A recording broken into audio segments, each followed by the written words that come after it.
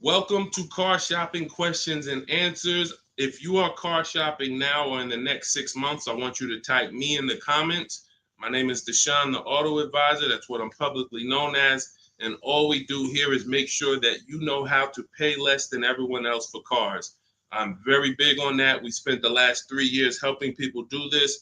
And I spent 14 years in the car business before I started this. So I want you to start typing your questions. It's very important that when you're on this broadcast, you are locked in. Block out everything else. There's a lot of stuff in this world that wants to distract you. When you are distracted, you pay more money. That is what happens. When you are distracted, you pay more money. The people who get the savings, the people who know how to pay hundreds, thousands less than everyone else are locked in. So if you're locked in, I want you to type the lock emoji, or I want you to just type locked in, and we're going to get this show on the road. This entire broadcast is brought to you and sponsored by my new digital book. It's called Cars from Home, 7 Steps to Saving Time, Money, and Avoiding Dealerships. You can get a copy in your inbox immediately for 75% off for the next 30 minutes. When you visit the site, in my TikTok bio or in my Instagram bio, you'll see a button to activate the 75% off. You won't pay the $97. In YouTube, you guys will see a comment posted for you guys. I have a link pinned for you. And if you're on Facebook, if you're watching, I have a link for you floating. You can click that and that'll activate your 75%. But it's only for 30 minutes and you'll have the entire blueprint of everything we're going to discuss today. So while you guys are typing your questions, start typing your questions. Start typing your questions. I want to talk to you about the process. Thank you, Kelly. Good to see you. The process that we use to get below market leases, new cars, and used cars. Now, I know that might sound foreign to you. The idea of having a car shopping process may sound foreign because you may be used to winging it. Oh, I just feel my way around it. I hope I do okay. That is not a recipe for success, and you're not going to accidentally get a below market price. It's just not going to happen. You don't accidentally pay less than everyone else. You don't do that by winging it. And what I want to show you is how you can do this without being a good negotiator. So we use a 7-step process. That's why my book is called Cars from Home. You can already hear our process is at home. Who likes being at home? Hit the like button if you would rather spend time shopping at home than in a dealership. Hit the like button. Our process is called Cars from Home for a reason. All of your leverage, all of your control is from home. There is no power in the dealership. That's why the only time we're in the dealership is to look at cars, to test drive, and to go home. That is what we are there for. To look at cars, test drive, go home. We are never there to buy or negotiate because you have no leverage in the car dealership. So all of you, if you're like Deshone, I'm glad. Like, I hate being in car dealerships. You're going to love what we talk about over the next hour if you lock in. If you lock in. Again, if you're locked in, I want you to type the lock emoji, or I want you to type locked in, because I only want to talk to the people. I'm only talking to you. There's tons of people that's going to come through this broadcast. They know they're buying cars this week, this month, next month. They just going to wing their way through it, and they can't lock in. And I pray that we can get them to lock in so that they can see. Because listen, watch this. What y'all going to see me sharing throughout this whole show is really the people who've been locked in before you guys. Look, people like Adina. She just graduated, got her 2024 Hyundai Elantra. She decided the lease was the best way to go for her. She's paying $365 a month, no money out of pocket. $365 a month. I know people right now. In fact, this reminds me when I was young, when I had my first, I got a Pontiac G6 lease. It was $256 a month. A friend of mine bought a car just like this, a Toyota Corolla. They were paying $500 a month. So you talk about 365, 500 and change. These are major. And now to buy a Toyota Corolla will probably be more like close to the $600 a month to buy a new one. So we're going to talk a lot about our structure here. So let's get into it. Dolan, I see we getting questions, but let me, as we get the questions, let me, matter of fact, let's go. We'll start with the questions. No, bring it up. Because as quick as people type questions, I'll get to them. So this one's from TikTok. I practice what you preach. lease and get the lowest payment and under warranty, it's great. I stay there all day at the dealership until I get my price. See, now that's the only part. I love the first part of what you said. The second part, we don't do. And I'm going to tell you why. You don't know what the bottom is. Every dealership's bottom is different. And what they want you to do is they want you to think, again, if this is your first time on a live with me, I want you to type the number 1.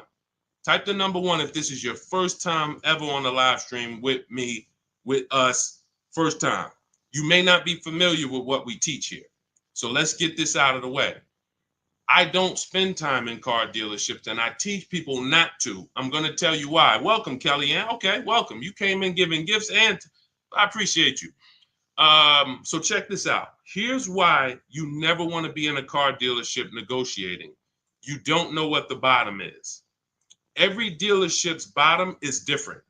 I know they may have told you every Nissan dealer is the same. It's like the Apple store. So just go to whichever one's closest. That's not true. Every dealership is independently owned and operated. They're an independent franchise and they're competing. That is what dealerships do.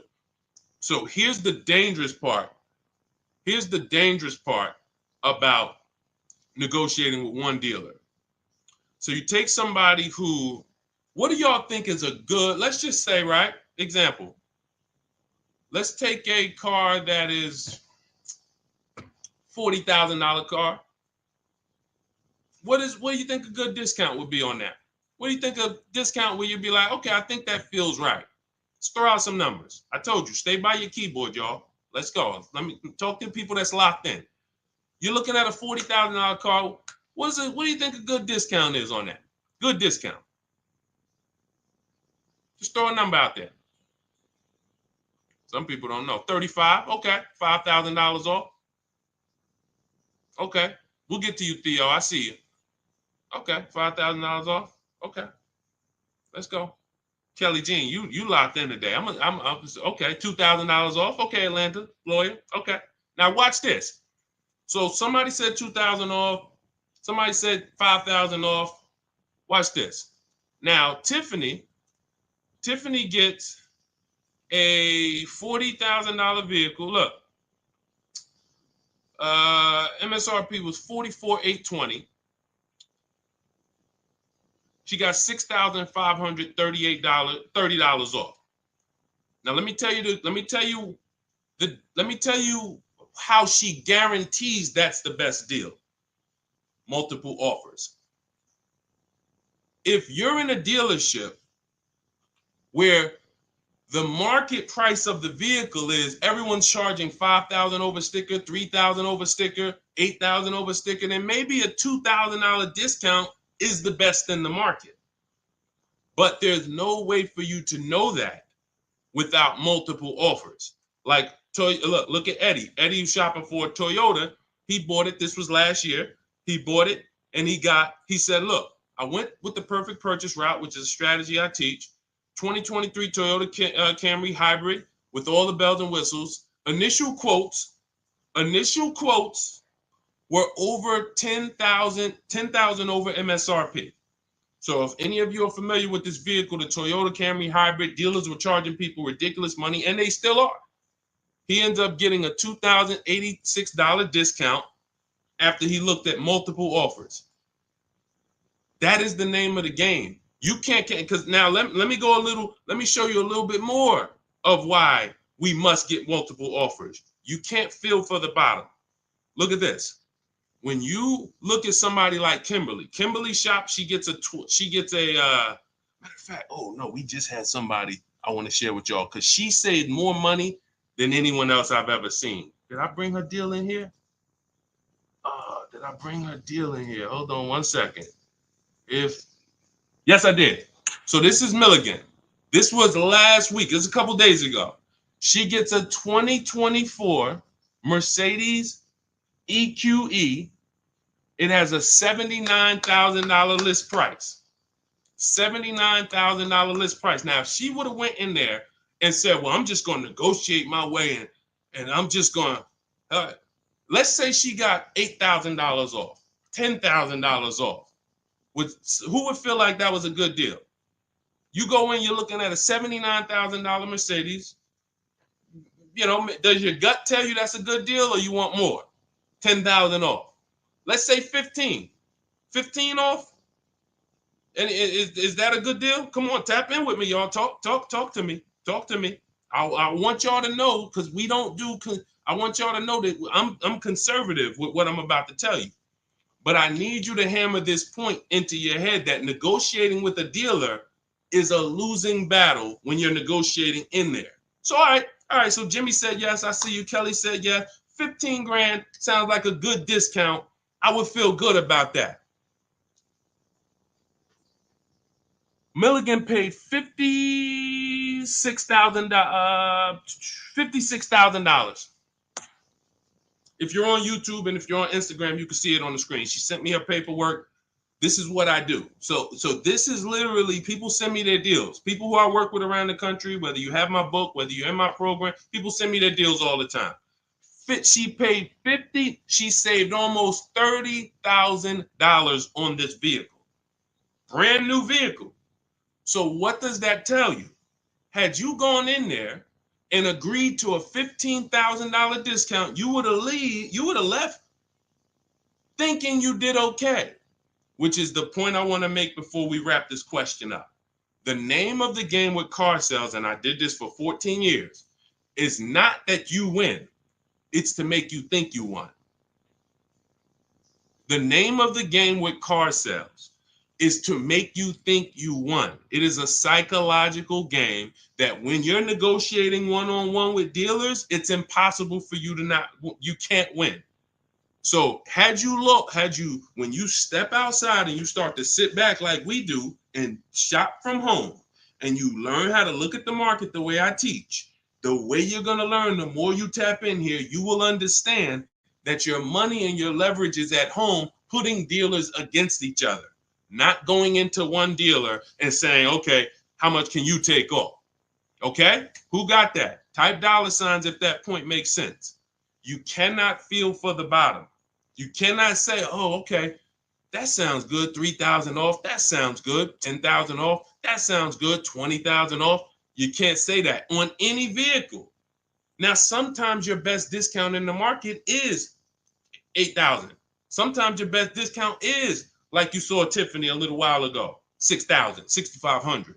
But the only way you can guarantee that that's the best offer in the market is to be at home looking at 5 to 7 offers. And in my book, I teach a strategy called the 25 to 5, where we connect with 25 dealers online, and it literally takes us 20 minutes. I have all email scripts that you send. There's no talking. We use this for new cars and leases.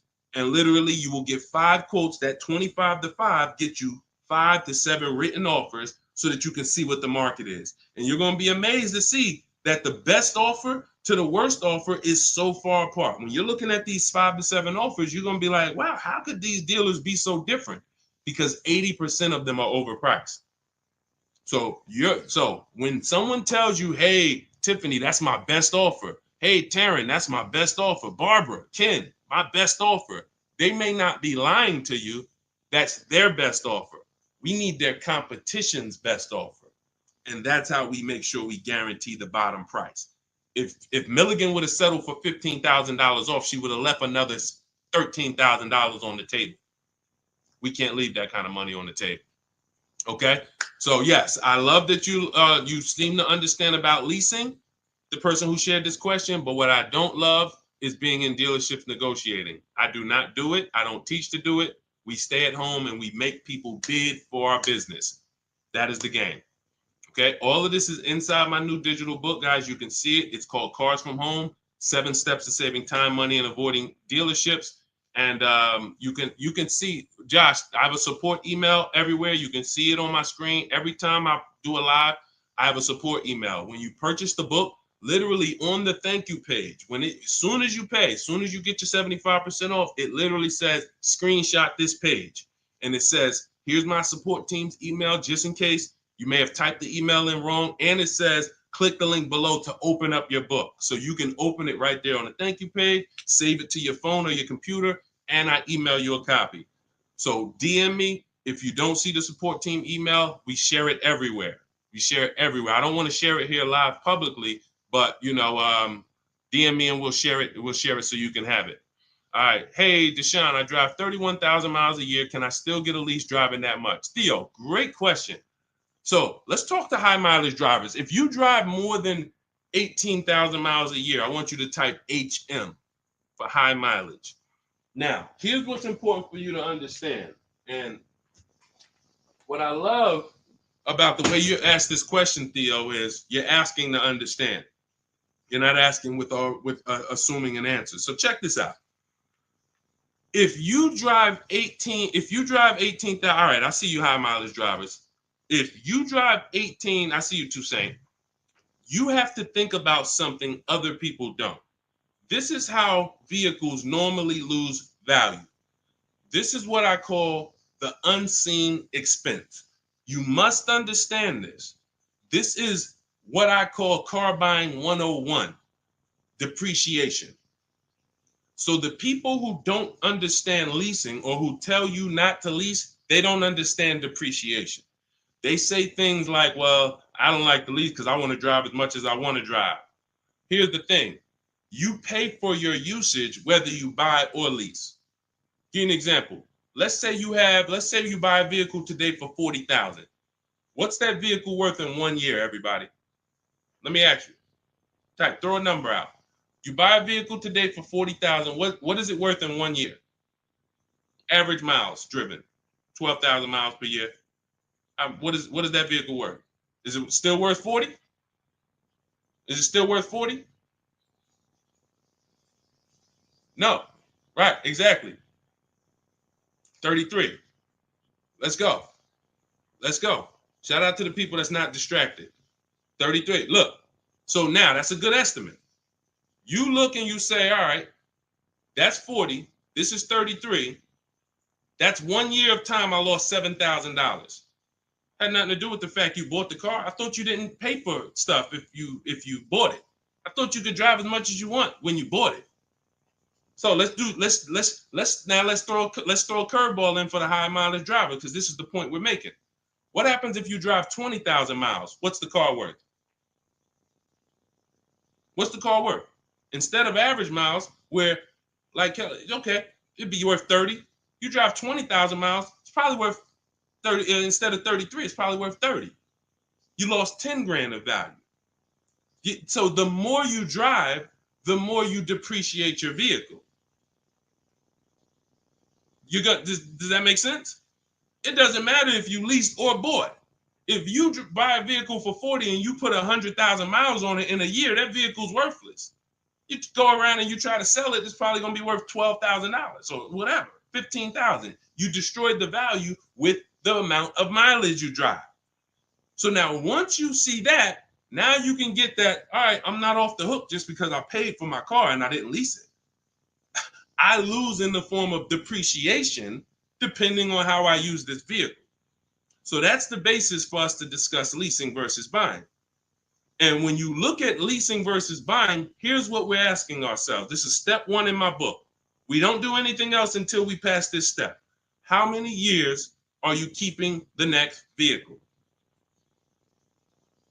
How many years are you keeping your next vehicle? Type into the chat. Those of you who are shopping, I want you to answer this.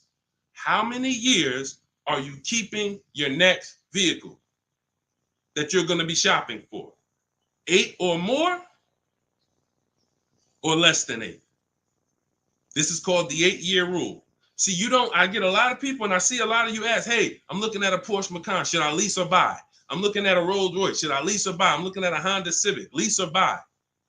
It's the same answer. How many years are you keeping the vehicle? Because here's what you need to realize. You're going to lose the most value in 5 to 7 years.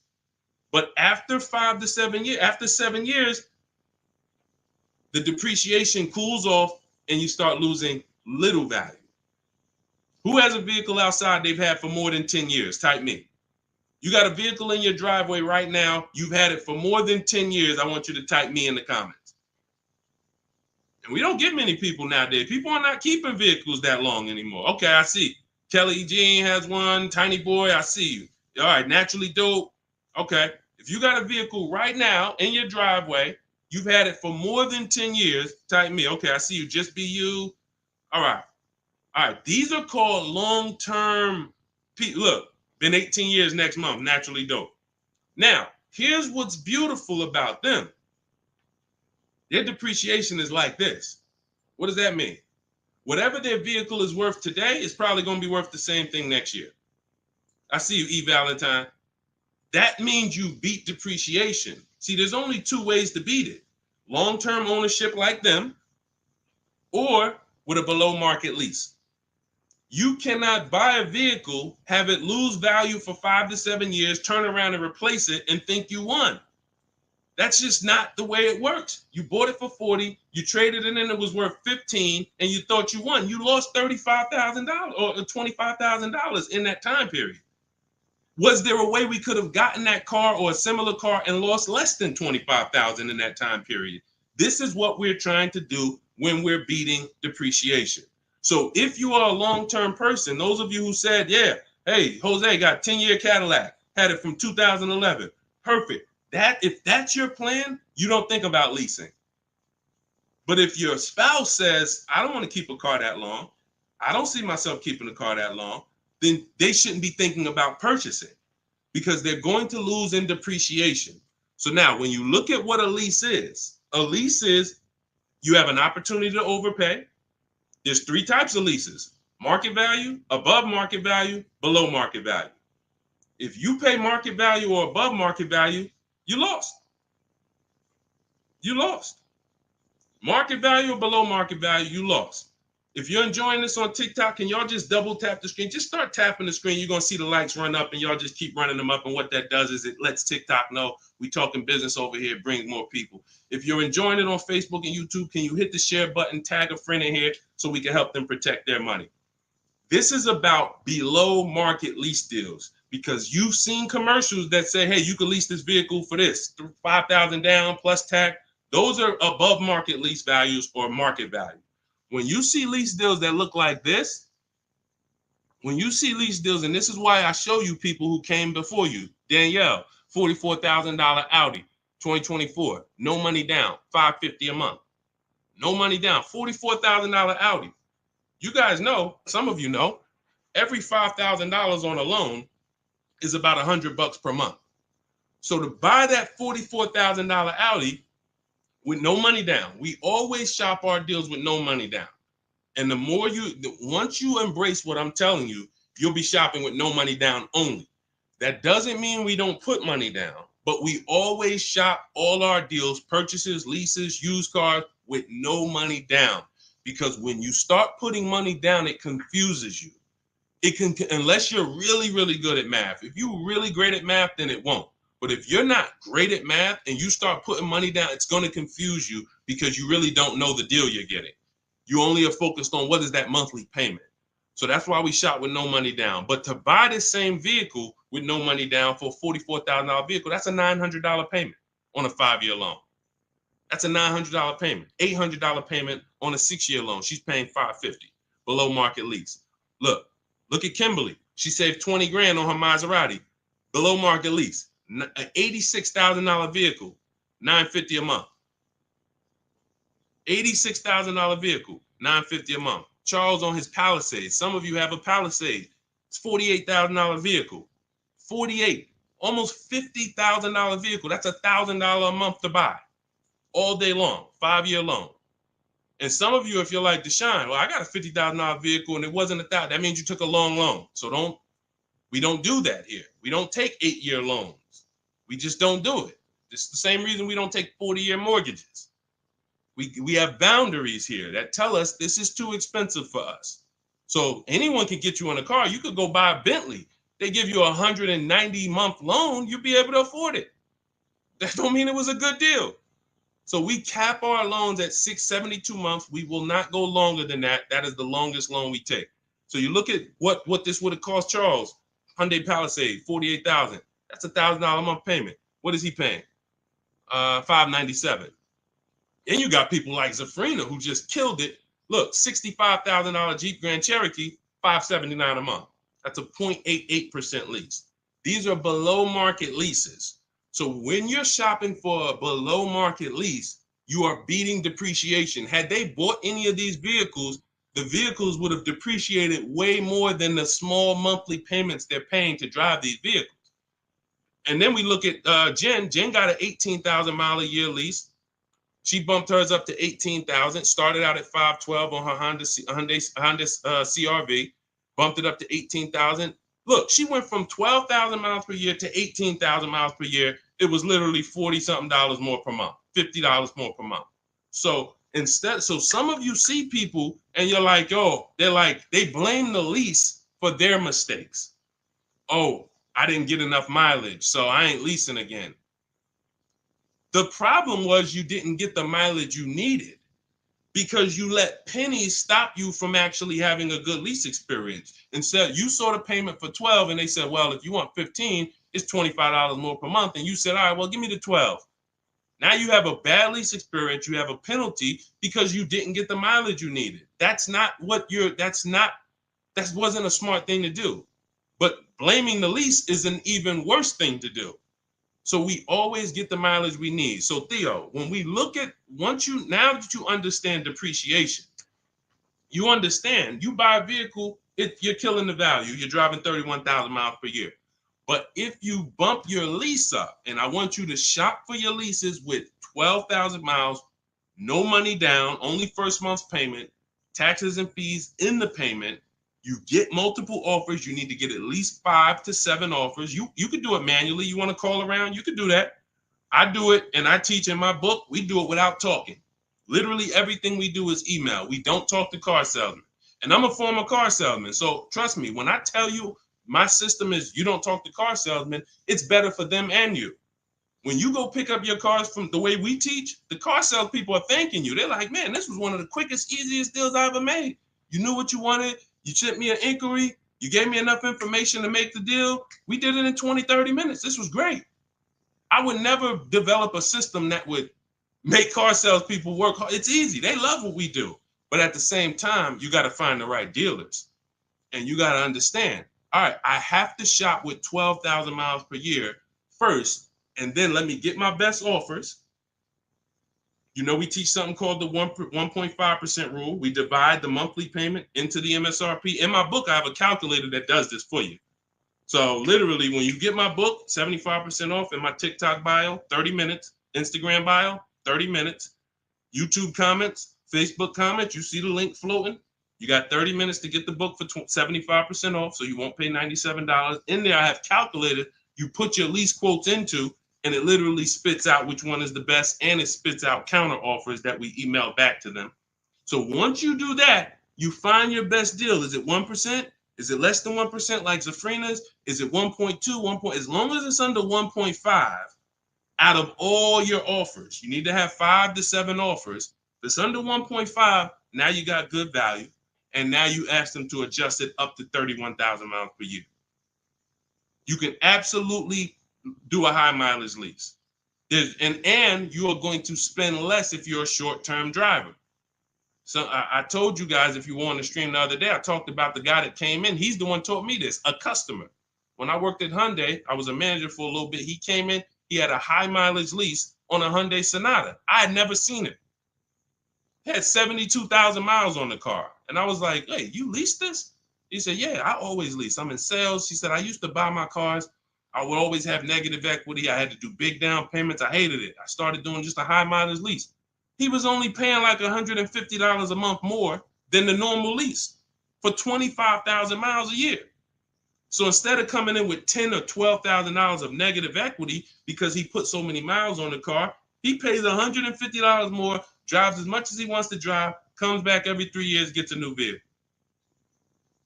He's not tying up money in these vehicles. Now, for those of you who are going to be long-term, like the people who we just shouted out about 8, 9, 10 minutes ago, that is the deal. You do not lease. You're going to buy, keep that vehicle until the wheels fall off. That's the win.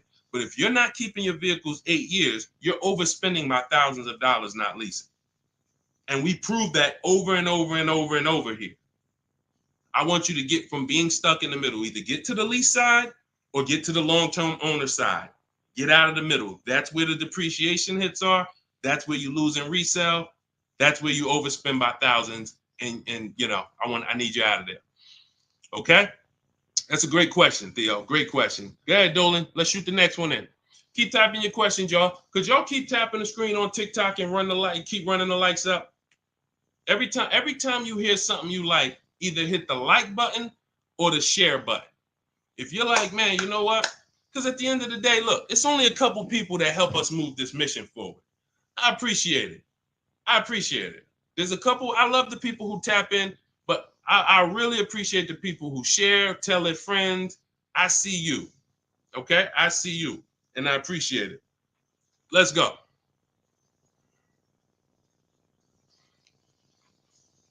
Okay, this one's from Instagram. If you negotiate with the manager, can you save because you're cutting out the sales guy? No. When you negotiate with a manager, I'm just trying. If I didn't have my way of doing it totally online by email, then I would be calling sales managers, and I'd only be dealing with sales managers. I'd be talking to at least 5. I'd be talking to as many sales managers as necessary to get 5 offers. And this is only for new cars and leases. The process for used cars is entirely different. We haven't had a question about that yet, so I'm not going to go into detail with it. But the process for shopping for used cars is totally different because that's based on marketplaces. But when we are talking and we're shopping for new cars and leases, we're only dealing with, I would only deal with managers if I wasn't doing it by email. But yeah, that's not going to help you save. What's going to help you save is getting multiple offers and seeing who's the best offer. Seeing which the first thing we want to decide when we look at a car. I was at the gym today and one of my friends showed me, hey, D, man, I'm looking at this car right here. This Lexus dealer had it on their showroom floor. I said it's 100 of them in the country. See, you fall in love with that one, and you seem to think, that's the only car out here like this, and whatever I can negotiate with them is great, man. 100 of those cars are around the country. 100. Maybe 30 of them are within 100 miles of you. My mission and your mission is to find which dealer is going to sell that car for the lowest price. That's the mission. It's very simple. And it's very simple when you're doing it from home. Very simple. We don't negotiate with one car. They're cookie cutter. I don't care if you're looking at the rarest Bentley. There's still a couple of them in the country. Because the more, when a dealer can make you think we're the only ones with this car, they can charge you what they want to charge you. And you're going to say things that are going to be like, charge me more. What does that mean? Oh, man, I ain't seen this one before. Okay, ching, cash register. You say stuff. See, I'm a former car salesman, and thank God he's put me here to do good in this world. And he's given me a heart to help people, and I just never had the heart to take advantage of people. I know the business like the back of my hand. I've been a manager at Ray Katina. We had to run our own deals. Most car salespeople have no idea what I'm talking about. Me and my friend, we were just talking about this because the places we worked at, we had a different standard. We had to know the numbers. We ran the program.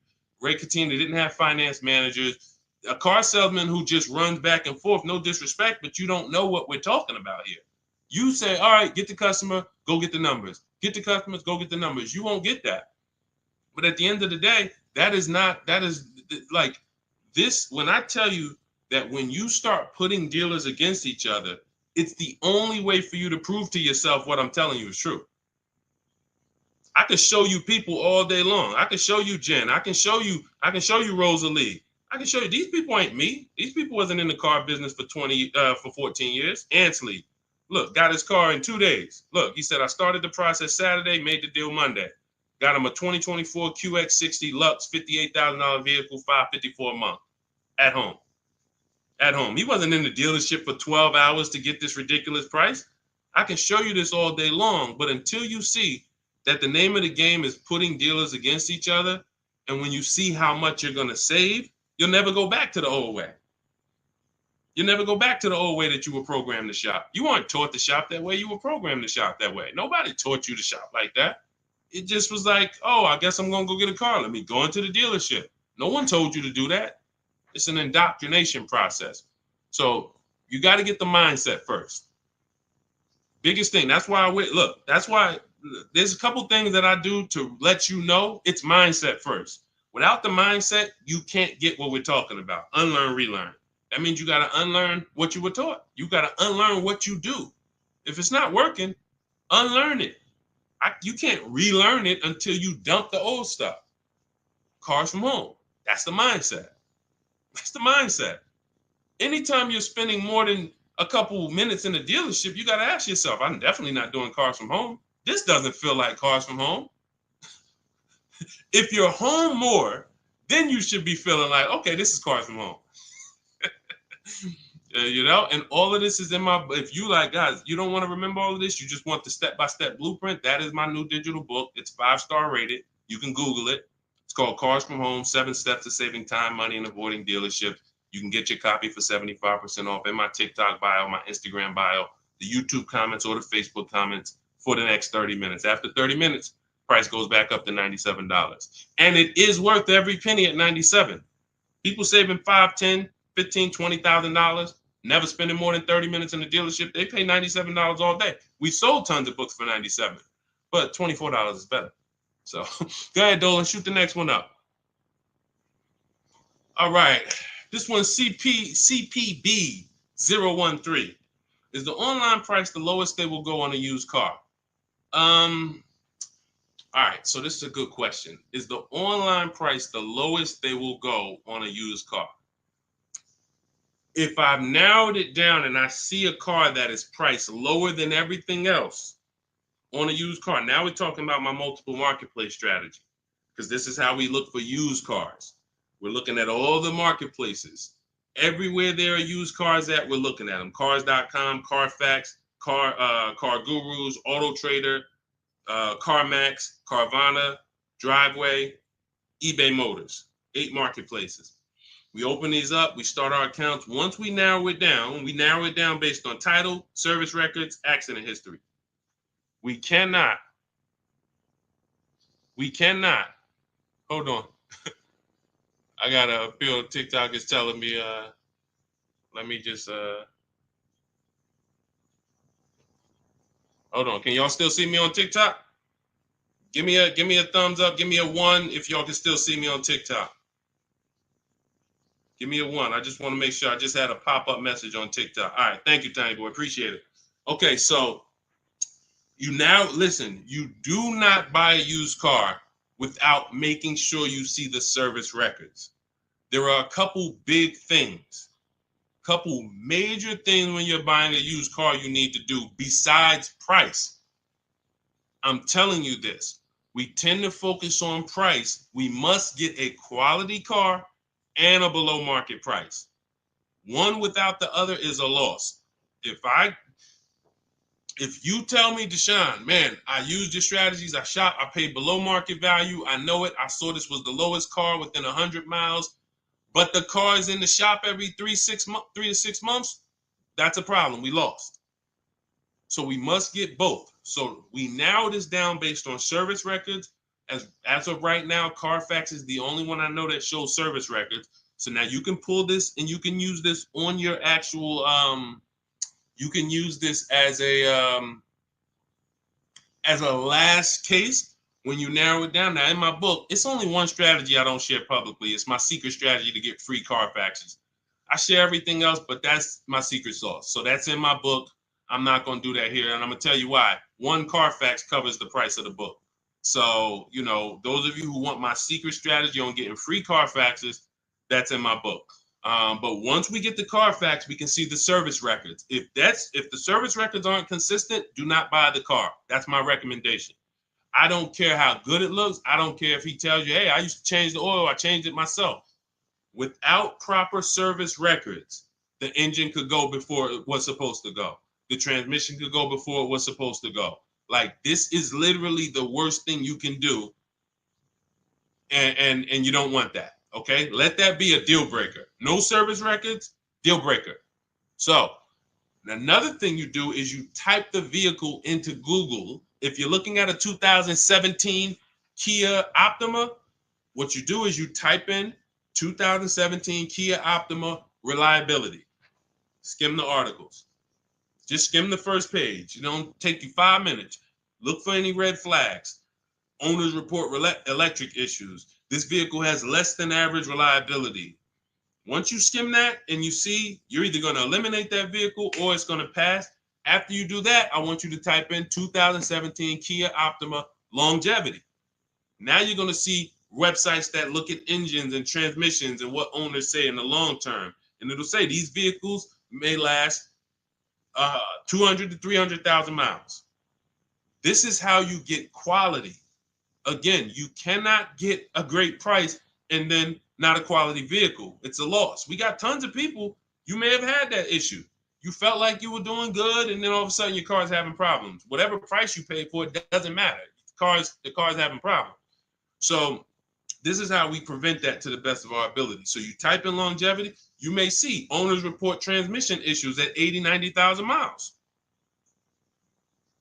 If you're looking at a vehicle with 70,000 miles, isn't that important? Type dollar sign if you understand. If you're looking at a used car and it has 60,000 miles, you do that quick search I just said, and it says owners report transmission issues at 80, 90,000 miles. Wouldn't you want to know that? Quick search. This is 10 minutes to say this is free. Free things that take no time, that save you thousands of dollars and headaches and money and all of this.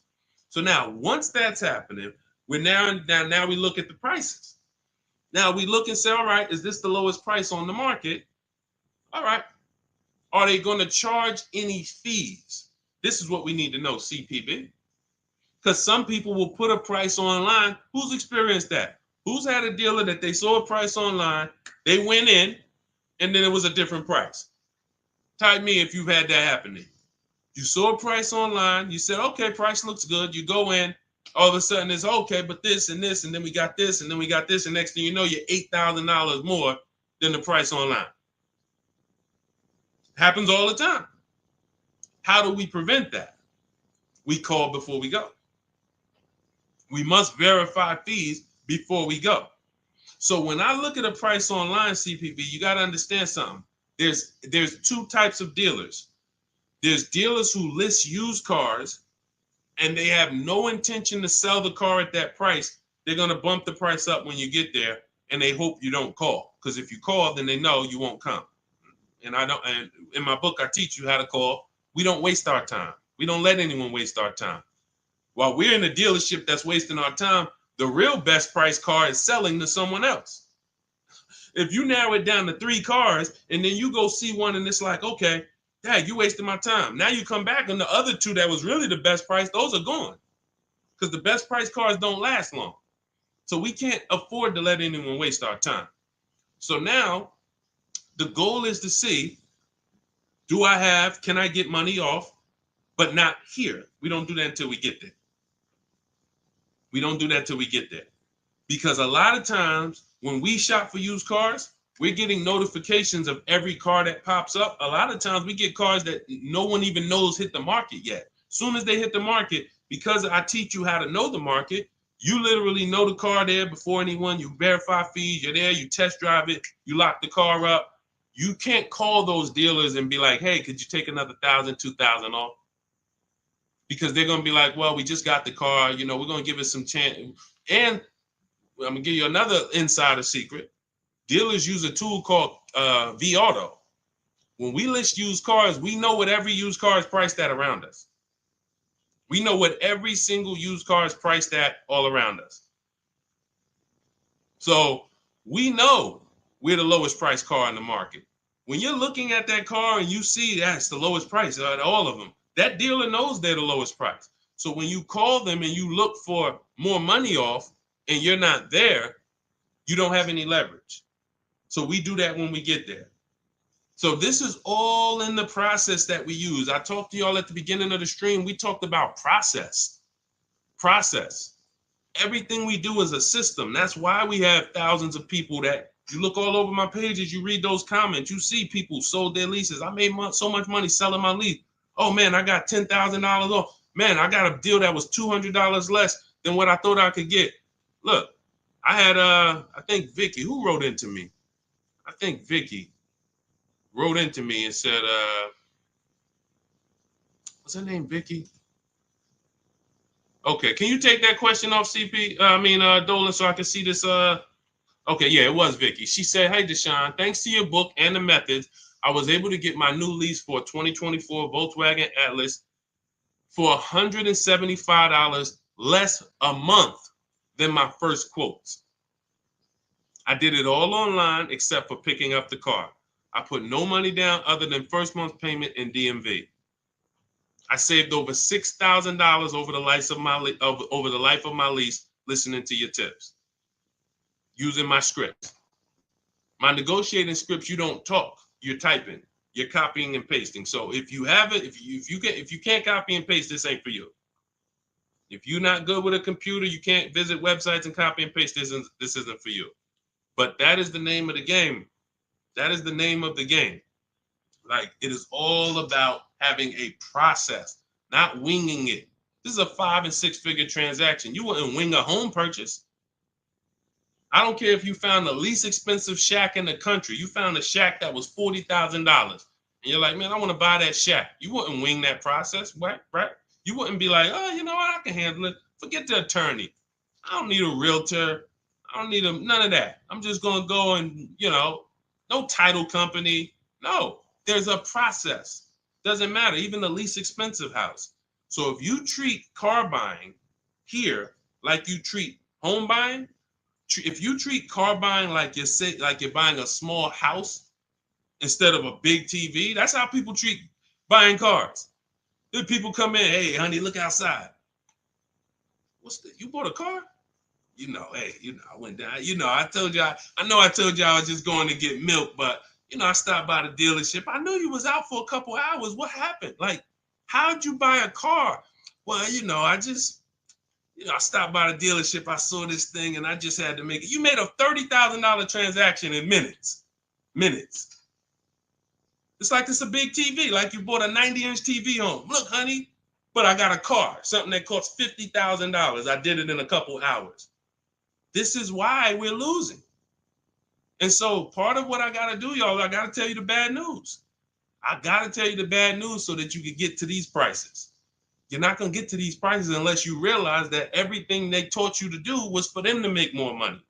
Once that clicks, you come over to our side and you join our side, and we'll just, you'll be winning for forever. New cars, used cars, leases, high mileage drivers, don't matter. We do it all. All right, go ahead, Dolan. All right. I'm in 3/6 years in my finance car. Okay, it looks like you're about halfway in and would do anything to pay less than $660 a month. How do you feel about refinancing? Okay, so there's a right way to refinance and there's a wrong way. Refinancing should be you qualify for a better rate now, but you don't want to stretch the loan out. And I'm going to tell you why. Most of the people who want to loan you money, they want you to take it longer. I make more money lending you $40,000 for 8 years than I do for 3 years. So the longer you take the loan, the more I'm pretty much guaranteed to be all right. If you pay for 2-3 years, a lot of that is going to interest. So by the time you get to halfway through, you still owe a good amount on that vehicle. So most people, when they refinance, they call and they're like, okay, well, what's the lowest payment I could refinance into? And then they'll stretch the loan out. And that ends up, like, let's say if you paid 3 years already. Now you go in and you say, all right, well, what can I refinance to? They say, well, we could get you the $375 a month. We give you a new 6-year loan. And now people be like, oh, well, I like that better. But you already paid for 3. What's 3 plus 6? 9 years. No one's taking, there's no smart person on here that would sign a 9-year loan. But that's the problem. So here's what I would do. You're already, all right. Another thing about refinancing, it's for people who want to keep their cars. We said this earlier. The people who are keeping their cars want to actually pay them off and keep them until they, forever. or at least until they know that the depreciation is over. And that's really not even that, because once the depreciation, once you get here, you buy your car here, by the time it gets here, you paid it off. Now you don't want to get rid of it, because now this is where you've reached what I call the reward stage. This is where it's like, man, my car is not really losing that much value. Now let me keep this thing and really get my money out of it.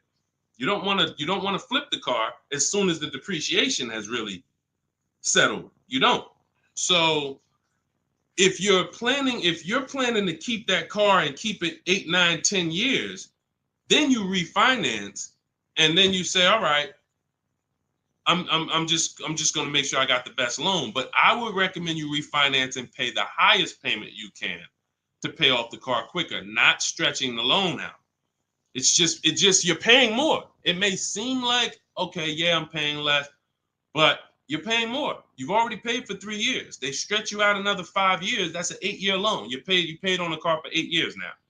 So what I would look at is, if you're not a long-term person, if you're not keeping your cars 8 years, you should be flipping out of that car into a lease.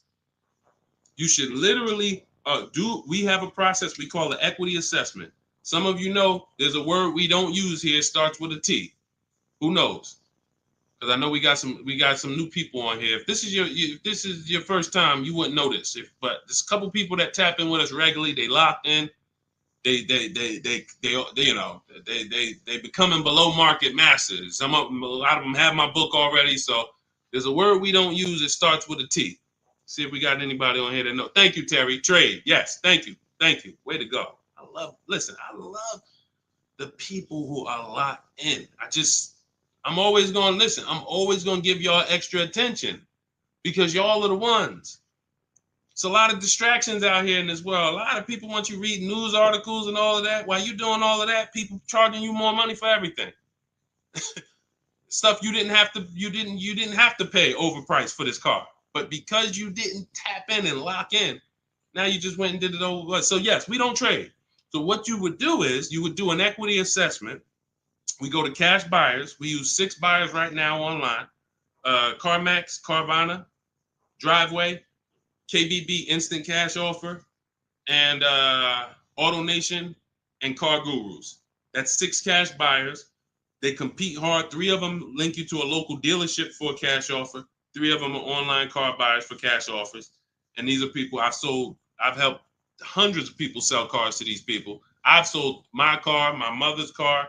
We both sold our leases, and I ain't gonna tell you what I made when I sold my leases, because that's when the market was high and every car was worth $7,000 to $12,000 more than it's worth today. You know, I'm so glad we look back and we helped a lot of people cash out and benefit from that market. That's no longer here. That's over.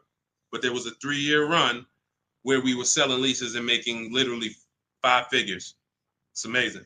But anyway, the point is, you want to do an equity assessment. You want to let these cash buyers bid for your asset and see what's the most you could pay. You're not going to get money. You're not going to get these numbers on trade. So once you do that, you see how much you can pay. Now, we were switching to a lease. You get a below market lease on something, you drop your payment very simply. Very simply. You going into another finance though, it's going to be difficult for you to do that. It's going to be difficult for you to do that. Let me see the woman I had who went. She just did this. She literally just did what I just laid out for you. And let's see, what was her name? Melissa. Was it Melissa? Yep. So Melissa said, you see this a couple days ago, she said, I took possession of a 2025 Honda Pilot EXL. She realized, you know, she wasn't a long-term person. She's not keeping her cars 8 years. She's losing on depreciation. Once she learned that, she said, Deshone, I'm following the strategies. I'm flipping into a lease and I'm going into, leasing like a boss. She ends up leasing. She now gets her equity assessment done. She finds out she has $12,000 of equity in her old car. $12,000 of equity in her old car. Now, after she does her equity assessment, she says, all right, let me get my offers for my Honda. Let me see the dealer that's going to sell it to me for the lowest price. If you're on YouTube, if you're on Instagram, you can see this. And I can't share this on the other platforms because it doesn't let me. But if you're on YouTube, you can see Melissa's whole deal that she sent. So she ends up She ends up leasing $597 a month. She got a 15,000 mile a year lease. The Honda was, I believe, close to $50,000. Yep, it was close to $50,000. She has a $12,000 check coming that she's gonna put in her bank account. Now she was used to just flipping that over to the next car. That's how they get you. See, hold on, I got it. That's how they get you. She's used to going into the dealer. What's my old car worth?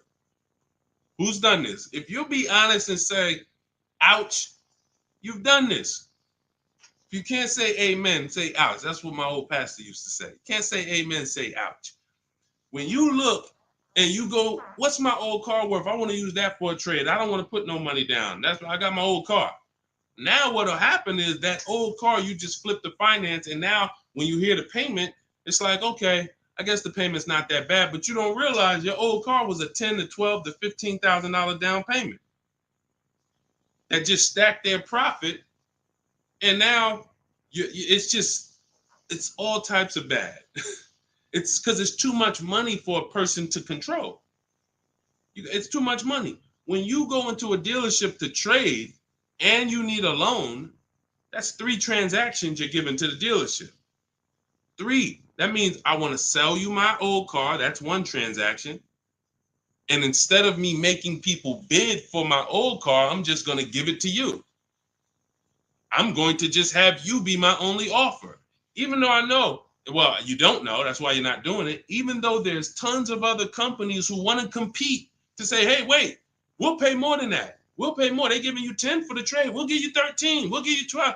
Like, you don't know these people exist. So you're now giving that to the dealer.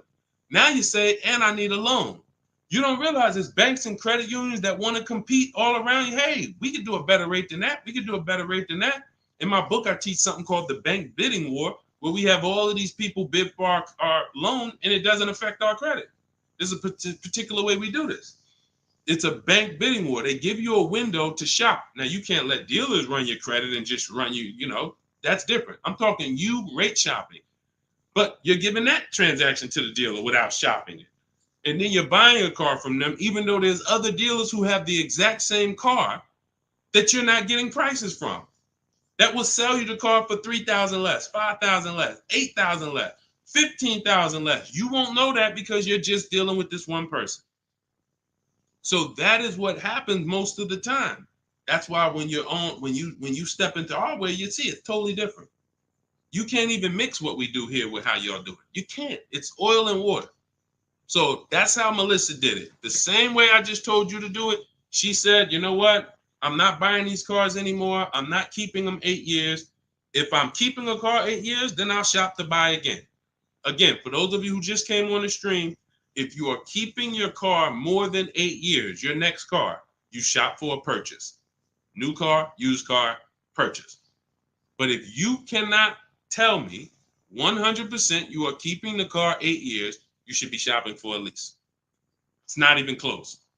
The prices paid, the quality of vehicles driven, as long as you're getting the right mileage you need, it's the best thing ever. New cars, and we're paying cents on the dollar compared to everyone else. But you have to bid these out. Can't walk into a dealer and say, hey, work me a lease out. You're never going to get these prices. Never. Go ahead, Dolan. Next question. All of this, for those of you who like Deshone, listen, I love what I'm hearing, man. It's no way I'm going to remember all of this. You get that's all. This is all in my blueprint. I'm not winging any of this. Everything I'm teaching is out of my step-by-step book. It's a digital book. It's called Cars from Home, 7 Steps to Saving Time, Money, and Avoiding Dealerships. You can get your copy for 75% off for the next 30 minutes. Now, if you visited the website already and the timer started, that means once that timer hits 0, it's not, you don't get 75% off. It goes back up to $97. So you won't get the $24 price. But if you get there before the timer hits 0, in my TikTok bio, in my Instagram bio, you can get your 75% off. It'll be in your inbox before we even end the stream. It'll be in your inbox in 5 minutes. Now, also, we have a link in the YouTube comments pinned for you to activate your 75% off, as well as a link floating on Facebook or in the comments for you to activate your 75% off. But once you get your book, I want you to screenshot the thank you page. One, it says right here, click below to open your book. So you can open the book and save it to your phone or your email right there. But then I also email you a copy.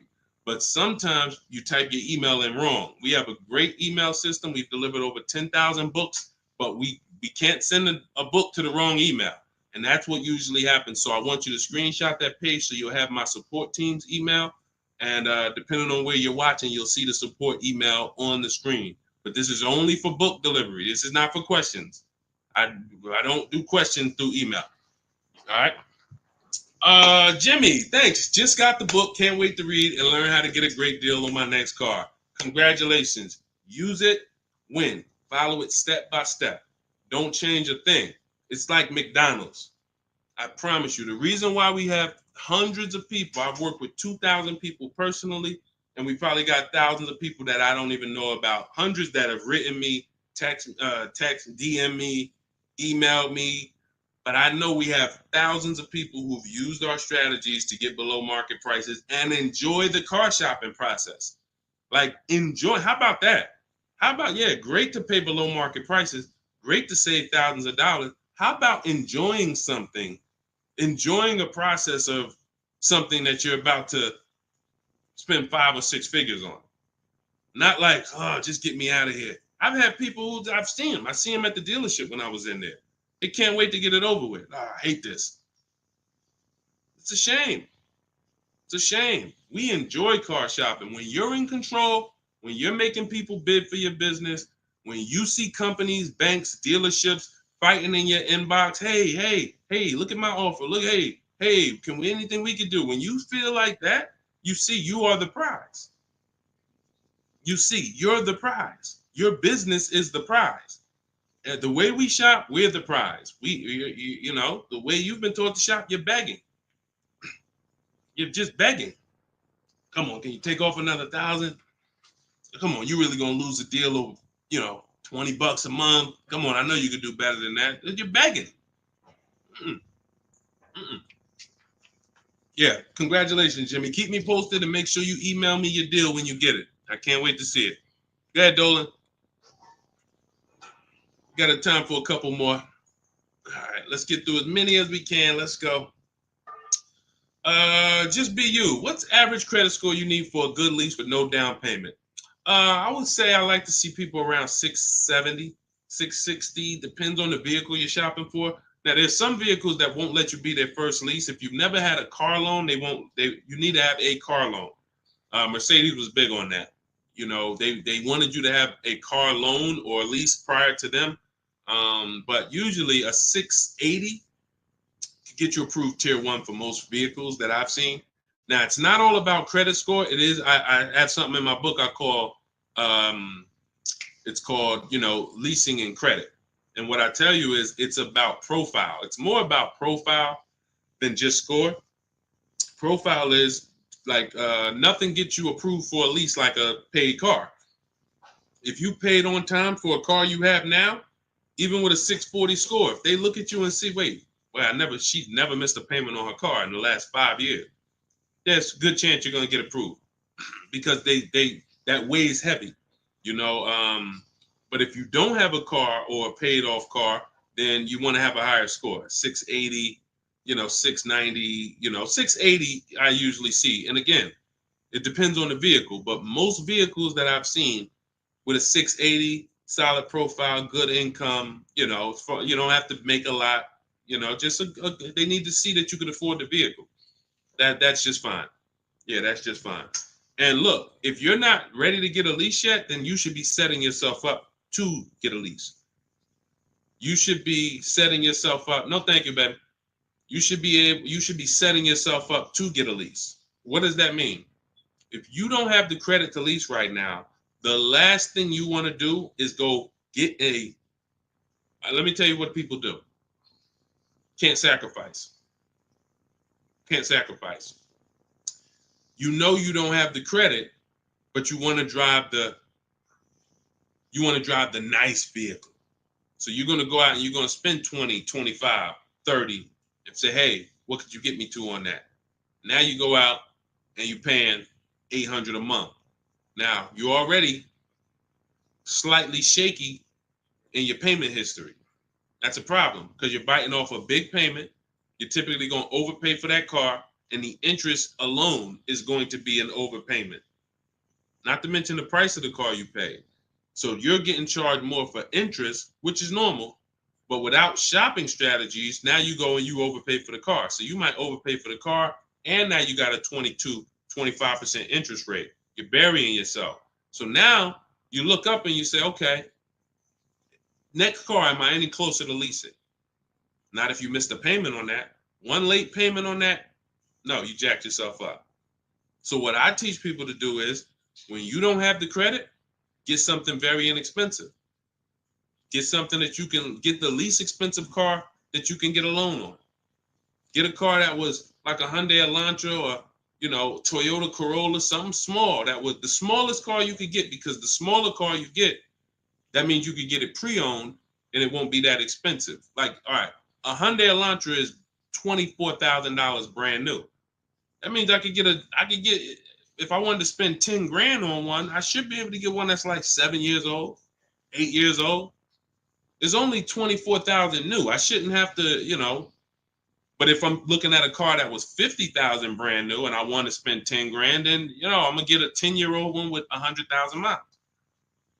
So we want to get the least expensive car, the smallest car, no frills car, just to have a payment history.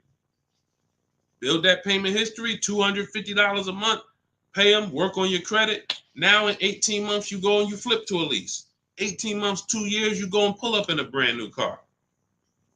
The people going to look and say, oh, man, I ain't realized, man, I saw you pull up in that old thing, and I was like, man, what's she doing driving that?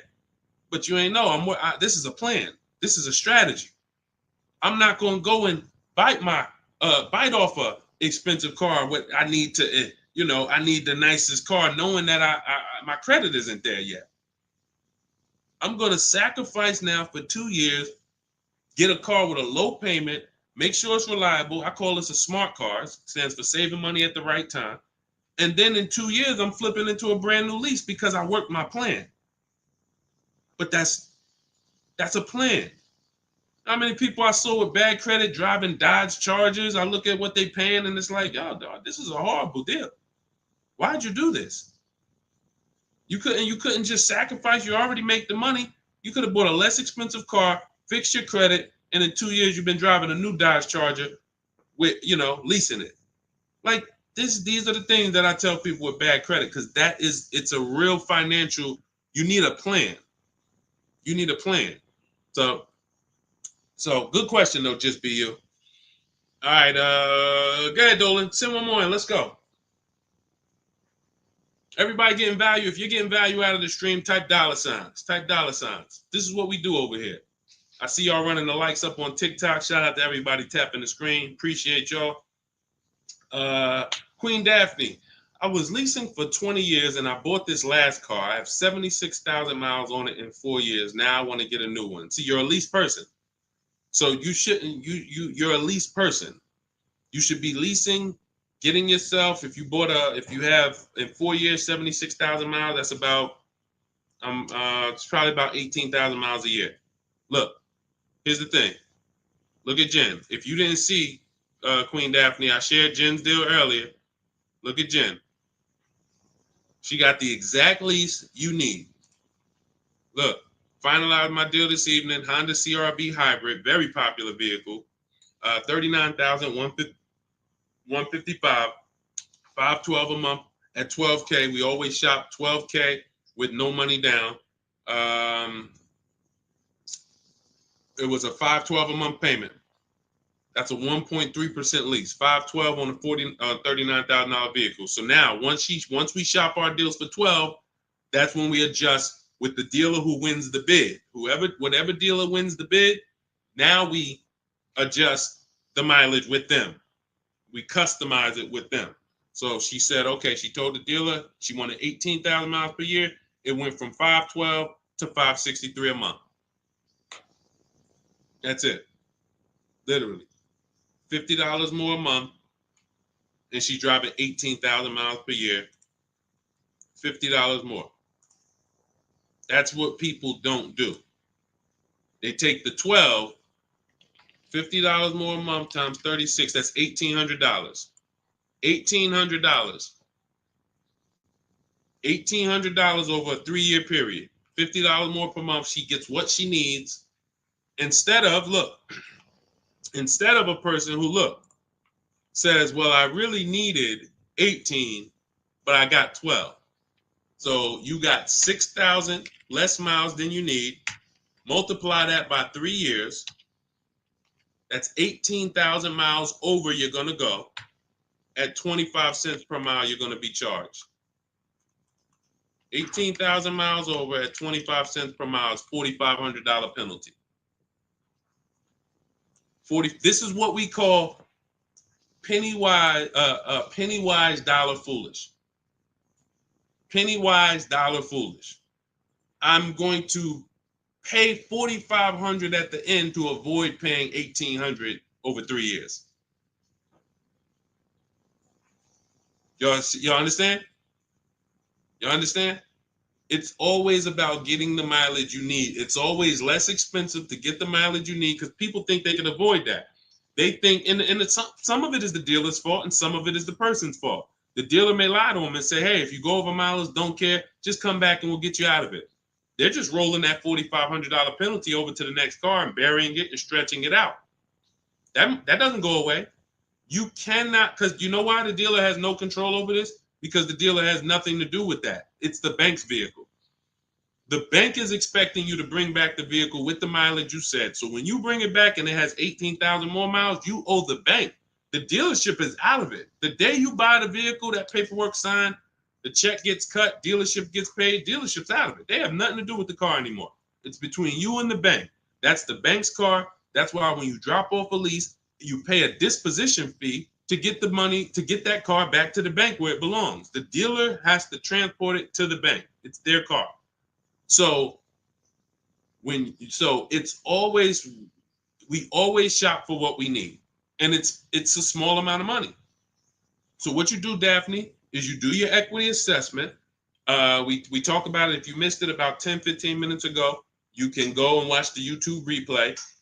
Or if you want everything I teach step by step in my book, it's in my digital book. You can click the link in my Instagram bio or in my TikTok bio. You get 75% off, so you get the steps for $24. As long as you get there before the 30-minute timer goes to zero. But what you do is you do your equity assessment to find out the most money a company will pay you for your current car. See if you have equity or do you have negative equity. And once you do that, now you move into shopping for your replacement lease. And it's simple. You separate those two transactions and you'll be just fine. And it's very, very simple. But I wouldn't, unless you're keeping your car 8 years, don't do this. And this happens a lot. People who love leasing, enjoy leasing, and then all of a sudden you buy something and it's like, nah, you know what? I really want to get back to leasing. That happens. I did it. And I broke my own rule. And here's the thing. When you break your own rule, y'all see, because I'm about to replace this truck, because I thought I was going to keep it 8 years. This is why you have to know. When I bought this pre-owned Infiniti truck, I got a great price on it. Saved 42% off the original price. That's another thing we do with used car. We must know what the original price was to know if it's a really good deal. We didn't go into detail on that in this show, but that's a big deal. You cannot. How do you know you're getting a good price on a used car if you don't know what it was originally priced?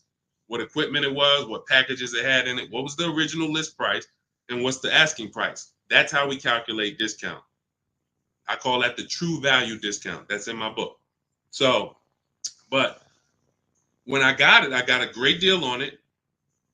Now, when I look at the money that I paid over 3 years, once I get this new lease, you're going to see that I could have just gotten the lease. I could have just gotten the lease when you compare a used car, great deal on a used car, to a lease, they're about the same money coming out your house over a 6-year period. If you got one vehicle and you kept it for 6 years versus 2 leases, it's going to be about the same money on 2 pre-owned cars. Now, comparing a new purchase to a below market lease, totally different money. thousands more for the new purchase, thousands more. We've already hit on that throughout the stream. But what I'm going to show y'all when I do this is the amount of money that I put into the car over 3 years, over the almost 2 years I've had it. I could have just leased a brand new car for the same amount. So it's not that I overpaid, but what I could have been driving had my structure been right. And again, that's why the 8-year rule is so important. If you can't guarantee you're keeping the vehicle 8 years, you should not buy it. You should be shopping for a lease. That's the name of the game. It's not even a question. We continue to prove that over and over and over again. So anybody, if you just jumped on, you can watch the YouTube replay. You can see all the lease deals that we shared. Again, the message is get from one side, get out of the middle. Get out of the middle. You either want to be on the shopping for below market lease side, or you're a long-term buyer keeping your cars more than 8 years. Everyone who's buying their cars and trading them in, or buying them, paying them off, and then trading them in, you're losing the most money because you're on this depreciation curve. Again, we're just recapping what we covered in the show so far. This is how you're losing value, and then as soon as you get to the bottom where it's starting to cool off, you replace your car and you go do this all over again. So you need to get to one side. You either want to be shopping over here for below market leases, or you're keeping your cars long enough to beat depreciation, like the people we talked about earlier in the show who said they had cars for 12 years, 10 years, 15 years, 18 years. That's the name of the game. You don't want to be leasing and then buying the lease. You're mixing them. You don't want to be buying the cars and then replacing them before they're paid off. You're stuck in the middle. So let's get in the right structure. Again, all of this is out of my new digital book. It's 5-star rated. It's called Cars from Home, 7 Steps to Saving Time, Money, and Avoiding Dealerships. It is the blueprint for below market leases, the blueprint for below market used cars, new cars, high mileage drivers, high mileage leases. Everything you need is in there in a step-by-step fashion, making banks and credit unions bid for your business instead of just going with one bank. Rates are high. Whenever rates are high, you need to be shopping rates. Even when rates are low, you need to be shopping rates. And you're not, this is all money. 2 points on an interest rate literally could be $2,000-$3,000.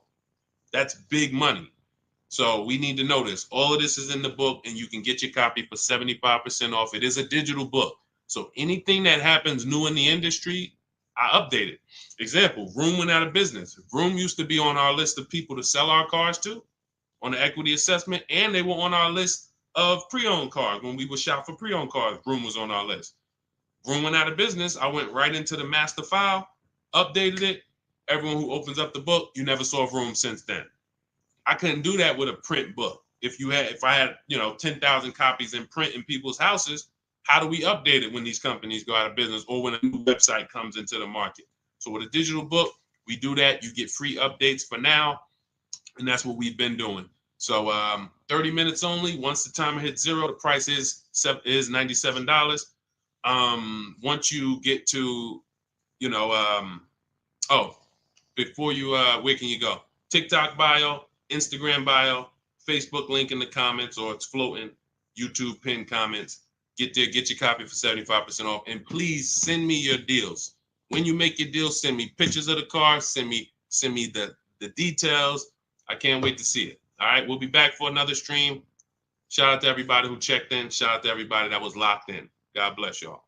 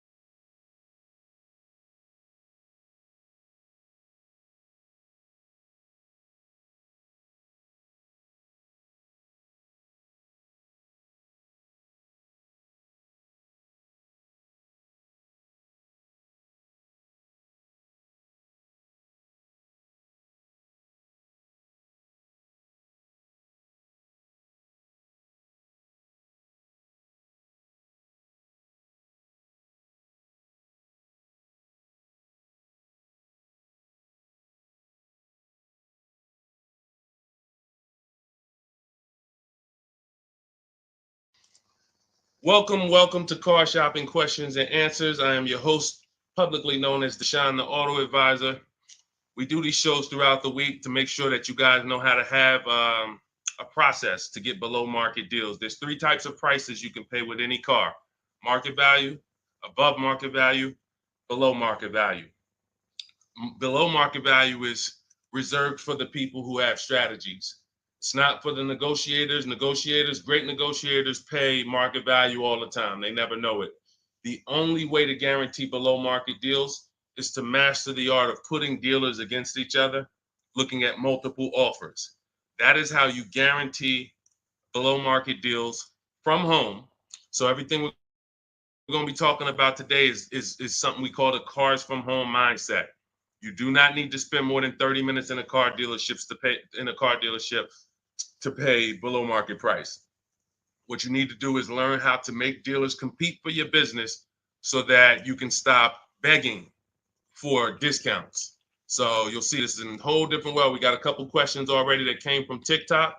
So we'll get to those. You guys can start typing your questions. We have Dolan in the background. He's moderating and he's going to bring in as many questions as we could get through in the next hour. So we're going to try to go as fast as we can.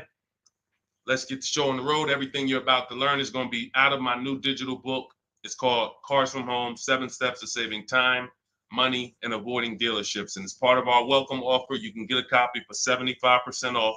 It's normally $97 and it's worth every penny. You can Google it. You can see it's 5-star rated reviews, but I want to make you a special welcome offer to get your copy at 75% off. You can get it in my TikTok bio and my Instagram bio. Just click the link and it'll activate that 75% off. And for those of you watching on Facebook, you'll see a link floating.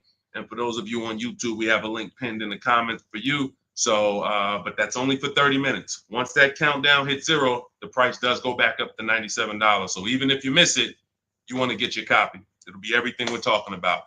Okay, Dolan, let's get going. You can put the first question in. This one's Angie B. How are you? So I just got pre-approved for $30,000 from Nissan. Should I ask about the interest rate and loan? Yes, you should. We don't usually, in fact, we never get pre-approved from a car dealership.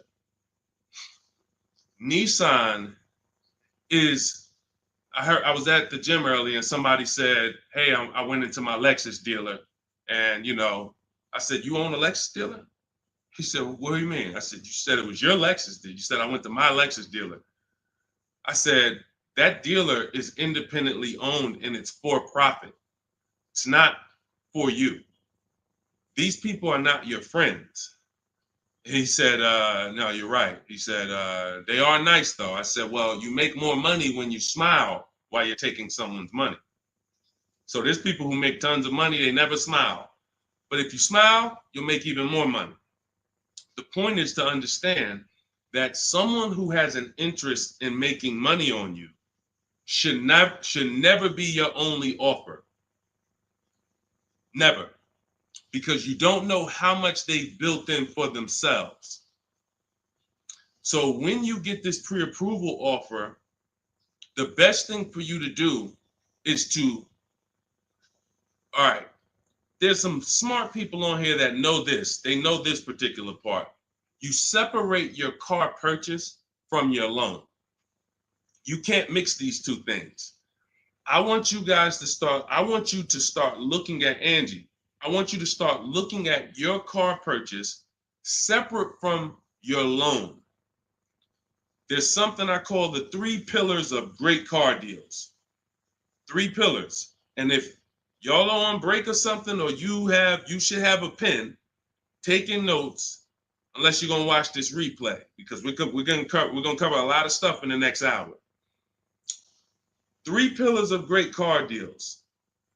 You must get a great deal in each pillar to actually get a great deal. First pillar, who I buy my car from. Second pillar, who I get my loan from. Third pillar, who I sell my old car to. Those are 3 independent transactions. So when you give a dealer your old car, because you said I'm going to trade, now you give a dealer your loan. And you also buy a car from that dealer. You've given them 3 transactions. Each of those transactions has big money in it. How do we know each one of those transactions have big money in it? Well, I spent 14 years in the car business, 5 years Mercedes, 5 years General Motors. That's how I know. But how you can know is to look at the fact that there are companies that only want to lend you money to buy cars, and they want to fight for your business. There's banks and credit unions out there. They don't sell cars. They sell money.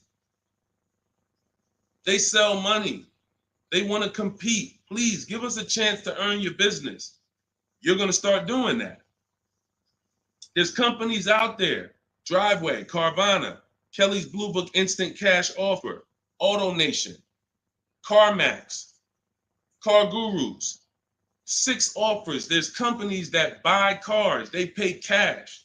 This isn't Facebook Marketplace. The only way we used to get more money for our old cars than we could get from a dealer is we had to sell it privately. Y'all remember that? Remember that? If you wanted to make 2,000 or 3,000 extra than the dealer was going to give you, you had to sell your car privately.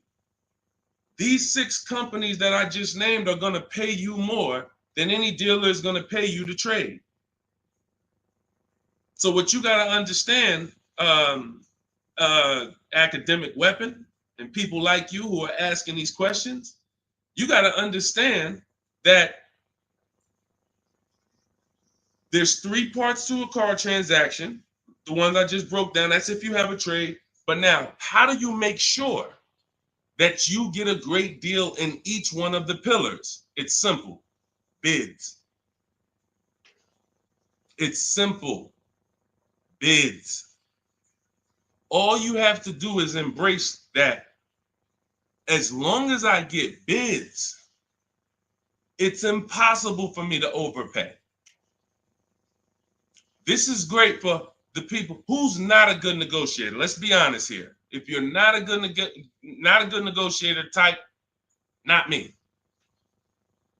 You're just not good at it, or you just don't like it. Just type not me. Or me. It doesn't matter. Just something to tap in. Be honest. I see you, academic. Okay. Anyone who's just not, and here's what I know, because I'm taught this in sales. Only 15% of the population is. Only 15% of the population is comfortable with conflict. Hey, Terry, thanks for being honest. This is how we're going to win, being honest. So when you look and say, well, if I'm not a good negotiator, how do I get below market prices? It comes back to bid. So everything I'm teaching you is based on a bidding system. What you should be doing, Angie, is I'm gonna teach you something I call the bank bidding war. This is in my new book. So when you get your copy of the book, you'll see the entire bank bidding war blueprint. I tell you how to do this step by step. The credit bureaus, dealers don't want you to know this, so pay attention. Everyone hit the share button. Shout out to the sharers. I need everyone who shares to hit the share button. If you're on YouTube, hit the like button. Hit the like button, because we're about to drop something on you that I know you've never heard. Pretty much everything you're going to hear you've never heard. But let's go deep on this bank bidding war.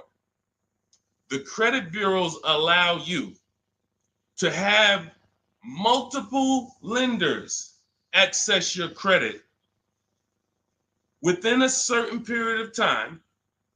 And as long as you let them all access it in that period of time, it's going to have the same effect on your credit score as one hard inquiry.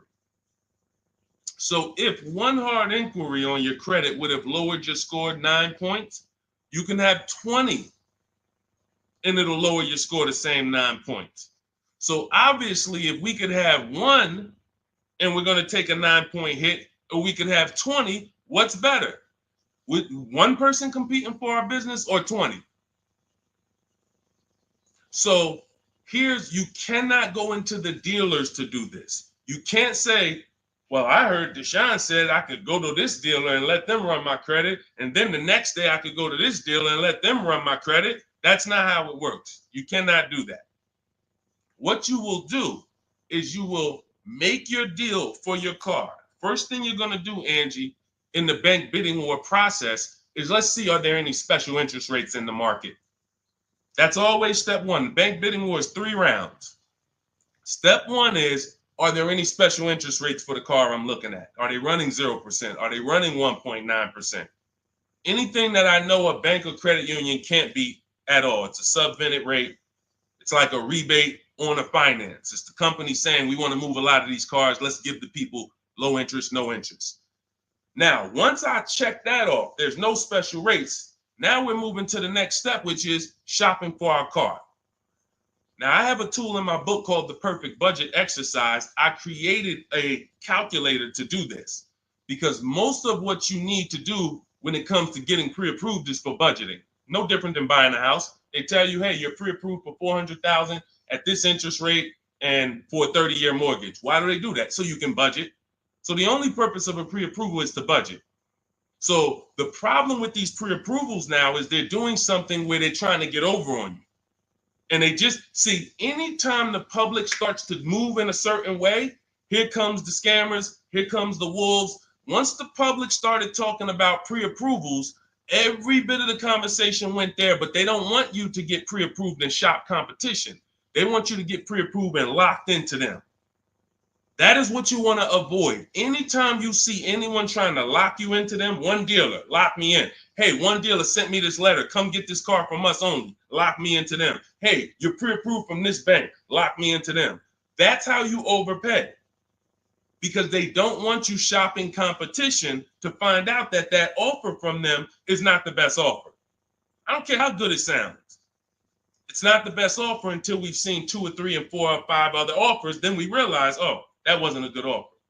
So when they're doing these restricted pre-approvals, where first of all, they want to ding your credit with a hard pull. We don't like that. Second of all, they want to give you, they don't give you a rate, an interest, they give you a term, but there's an expiration date on it. Who's seen that?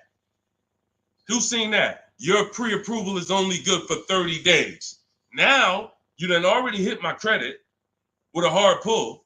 Now I'm out here shopping, and I'm shopping with my back against the wall, and I have pressure not from the dealer that I'm buying from. I got pressure from the bank that wants to loan me money.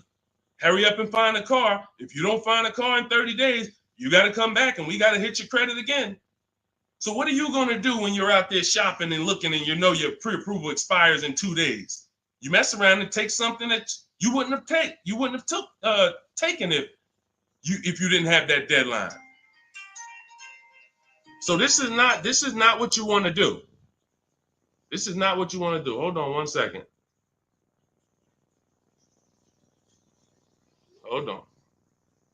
And I asked the people before when we did another stream, I said, hey, do you guys want me to do these quick skim over answers so we could get 20 questions answered in an hour, or do y'all want me to go deep on these subjects? And everybody said go deep on it. We like that. So that's the consensus.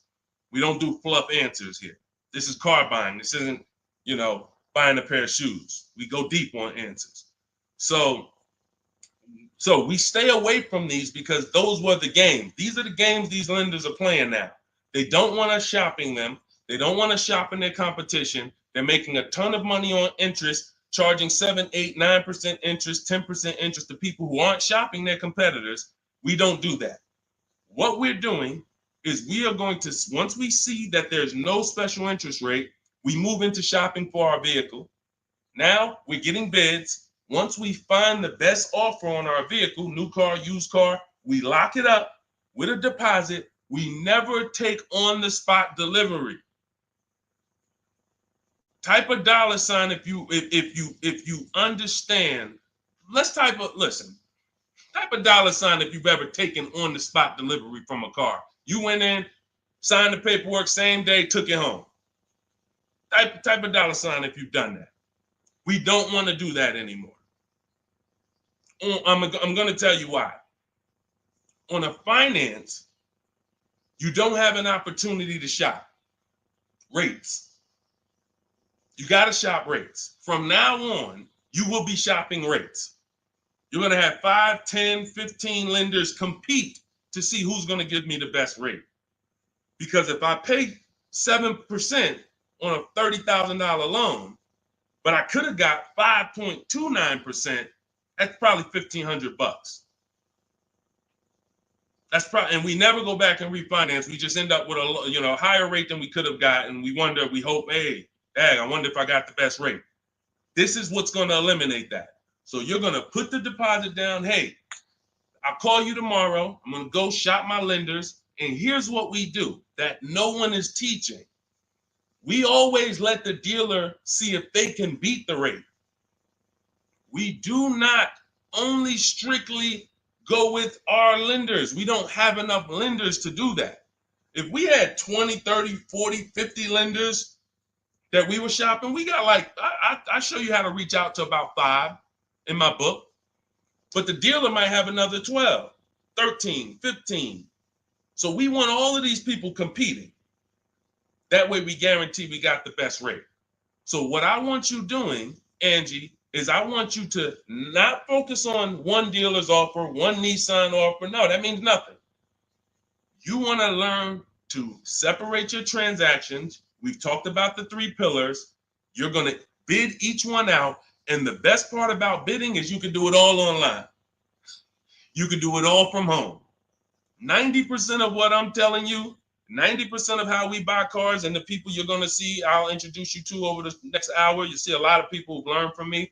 It's from home. That's why my entire process is called Cars from Home. The book is called Cars from Home. It's a digital book. It'll be in your inbox in 5 minutes, but you got to get there before the 30-minute timer goes down to get you 75% off. It's normally a $97 book, worth every penny. But for the next 30 minutes, if you haven't visited yet, you can get your copy for 75% off. Go to my TikTok bio, the Instagram bio.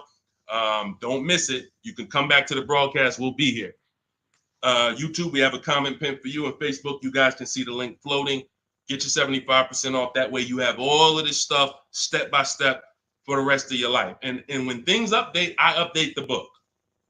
So that's another reason I love a digital book, because things happen, things change, new websites come out, boom, I go right in, boom, boom, update it. I don't charge you. Hey, you bought my book 18 months ago, but here's version 2. Send another $32 to, no, I want people to win. If you want to win, you're going to win with me. That's it. I'm not looking to nickel and dime people. That book should be $500, but at the end of the day, I want people to win. We want to make it accessible for everybody.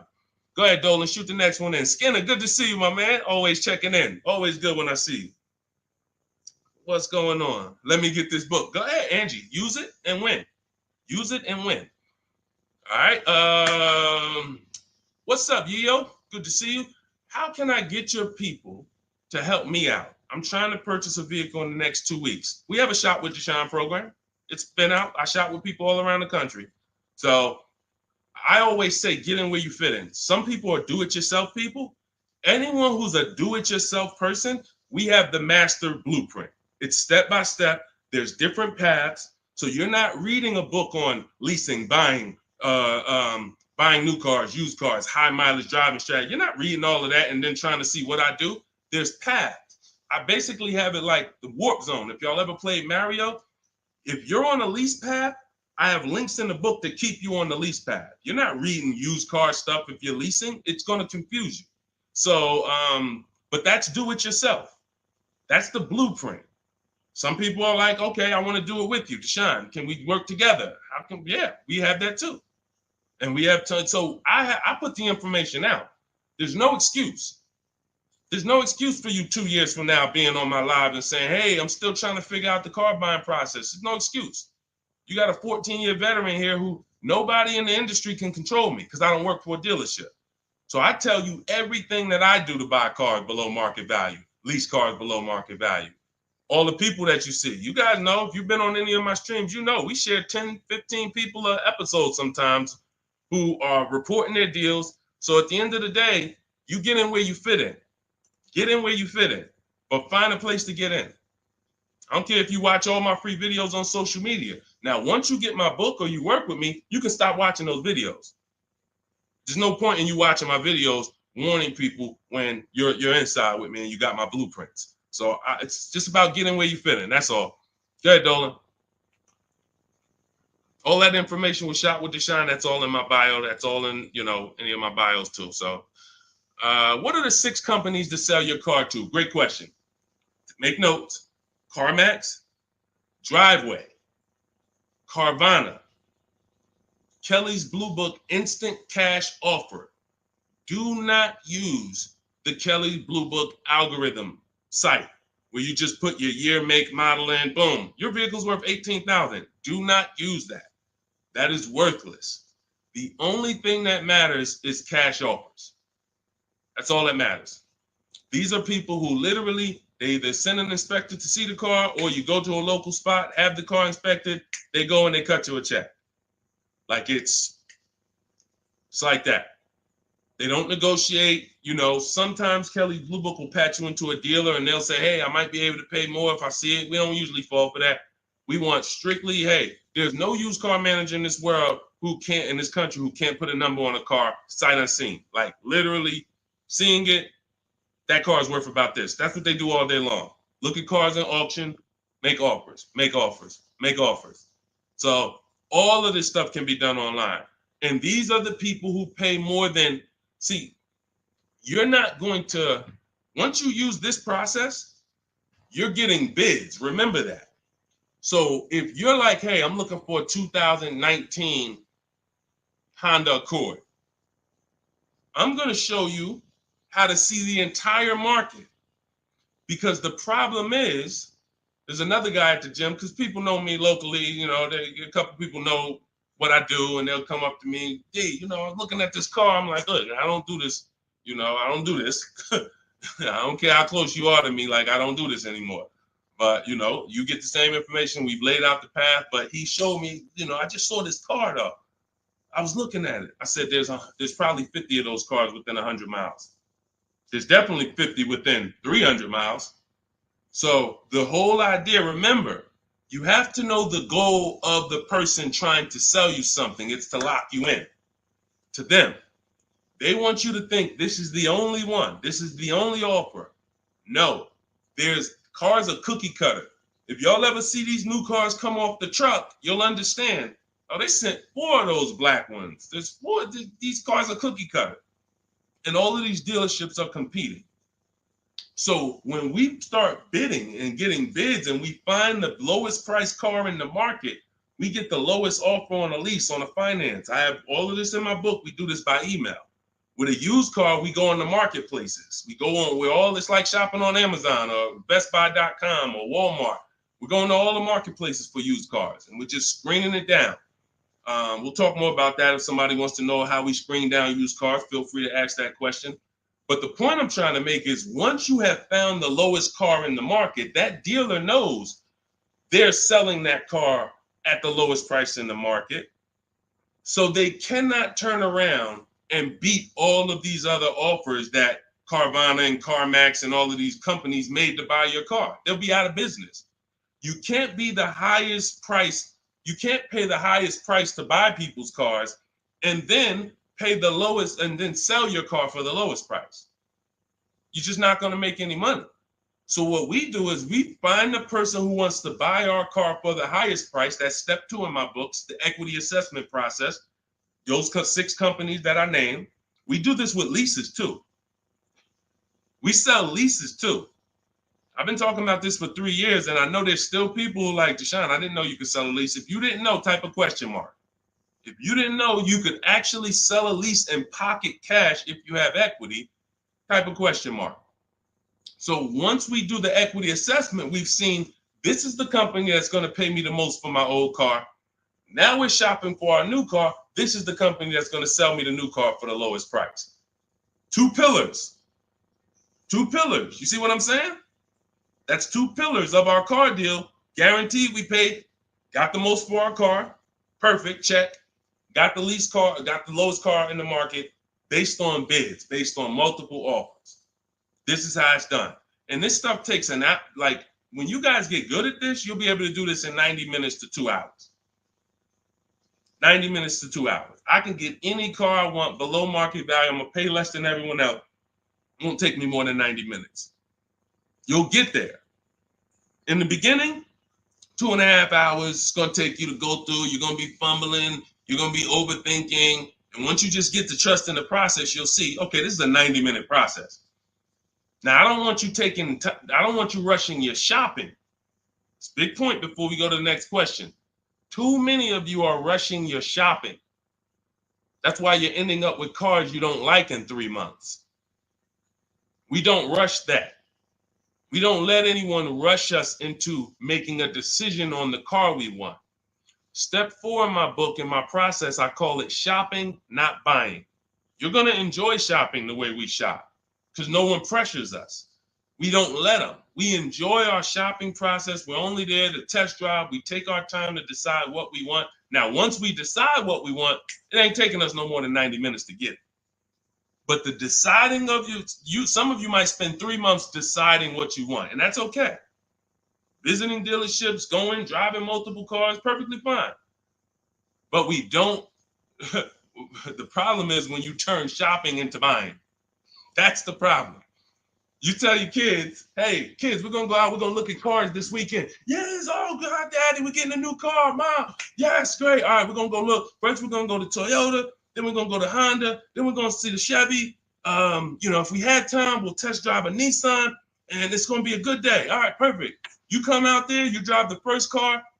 Next thing you know, Daddy's sitting down, Mommy's sitting down talking to the salesman. That's where this is where you ruined your shopping. You ruined your shopping. What is Daddy doing sitting down? Why are you sitting? Daddy, I thought we was going to Honda next. What happened? 4 cars we were going to drive. Yeah, but they said we got a good deal. It don't take them long. If you let them catch you, it don't take us long to catch you with something. Hey, we have some great deals today. The manager said this morning, we're not going to turn down any good deal. We're so far behind our goals. Anybody who makes us a reasonable offer today, the next thing you know, you're not shopping anymore. You're talking about buying. Y'all see the difference? Type locked in if that makes sense. That's why we had a specific step in our process. It's step 4. It's called shopping, not buying. Shopping is deciding what you want. Buying is coming home, getting multiple offers on what you want. And we don't mix those two. This is how you enjoy the process. This is how you wake up in 6 months and you still love the car because you took enough time to make your decision and you didn't let anyone rush you. We're not gonna let anyone rush you if you're doing this my way. Go ahead, Dolan. Roll the next one. But yeah, get those 6 companies. Get your equity assessment done. What's up, Terrell? Good to see you. Deshone, I sent out the initial contact template to the dealerships, and a lot of them are trying to get me to come in. That's why we had scripts. Listen, here's what I say to people that I work with. Whether it's most of the time this is people I'm working with in my coaching program here's what I say.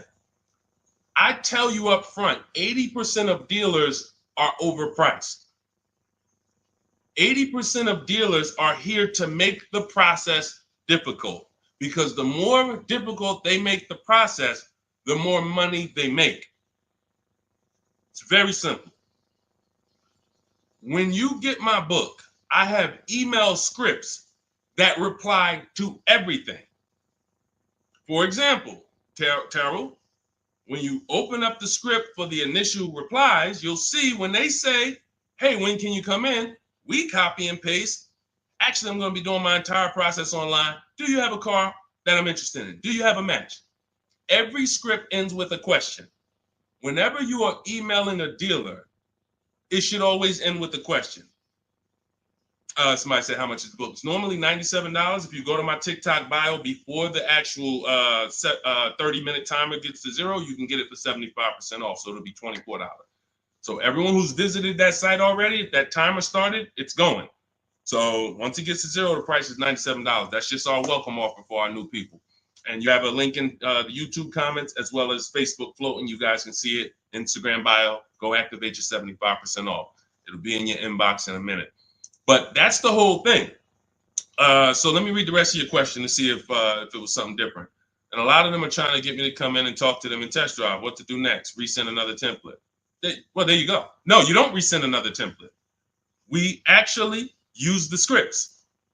See, the reason why I know everything they're going to say is because those are templates too. When you guys get these emails, who gets the emails from dealerships? Hey, Jane, we love your 2016 Kia Sorento. We have a customer looking for that. My used car manager just said he needs that vehicle. Who's gotten that? Who's gotten those emails? Type me. Type me if you gotten it. Hey, I can get you out of good news. We looked at your 2021 Honda, and turns out we can get you in a new one for around the same price. When can you come in? Or when can we have a conversation? Right? Thank you, Dion Skinner. Okay, look, how do we know? How do I know you all are getting those? Because we sent them from the dealership. We sent them from the dealership. Listen, if you're not tagging your best friend into this broadcast, you're being a little selfish. Because your best friend's out there right now and they need a car and they about to go and overpay. So tag your best friend into this. Hit the share button and share with your best friend. This is what happens. Those are all templates. There's a software we would use, Mastermind, Momentum. What it does is it just searches the whole database and it sends out templates to these people. If we send out 1,000 emails, 100 are going to reply. It's going to lead to this many appointments. Those are all templates. That's not custom stuff. Those letters aren't, oh, they took the time to send me a letter. So it was easy for me to prepare the counter scripts because I know everything they're going to say. When can you come in? Can we have a phone call? You know, it'd be a lot easier. All the stuff is there. That's why there's 3 different sets of scripts in my book. And there's no other book that does this. Quite honestly, there's never been a book that I've seen that actually has links to videos, actually has links to documents with scripts that you copy and paste. That's what I said. When I tell you the book should be $500, it should be. And then it would be, I'm only going to sell it to the people who really, really value their money. And they would. And they'd be like, Deshone, this was an expensive book, but I tell you what, this book saved me more money than probably any book I ever bought. But again, that's not God's plan. God said, listen, make it affordable, son. The people who are going to get it, they don't have no excuse. They have no excuse now. If the book was $500, you could, man, I really would get the book, but I don't want to lose $500. Book's $24 if you get there before the timer. So the point is, Terrell, use the scripts, follow the process, realize it's a new process for you, but everything's accounted for. Everything in the process is accounted for. Just use your scripts. Everything they say, copy and paste, and keep the conversation moving on your terms. And don't try to turn an 80% dealer to a 20% dealer. They're not going to be that. They're doing what they're supposed to do. Let them eliminate themselves. Usually, if a dealer's going to make it hard, there's a reason. God, we use a strategy for leases and new cars called the 25 to 5. We connect with 25 dealers online in 20 minutes. Then we send this initial contact template that Terrell sent. That's going to give us 25 dealers' inventories we're shopping from. So we never have to worry about, hey, you know, I don't really have that car, but maybe I could get it. You're shopping with one dealer, you're shopping from one inventory. Whatever they got, that's all we got. No, we're shopping from 25 dealers' inventory. So now out of the 25, we're looking to get 5 to 7 quotes, 5 to 7 offers. You're going to see they're going to be $150 a month to $200 a month apart, minimum. That's just how it is. And that's when you prove to yourself, holy crap, I see how different these dealers are. It's not close. It's not like, hey, I got 5 offers. This one was $605. This one was $590. This one was $580. This one was $570. Heck no.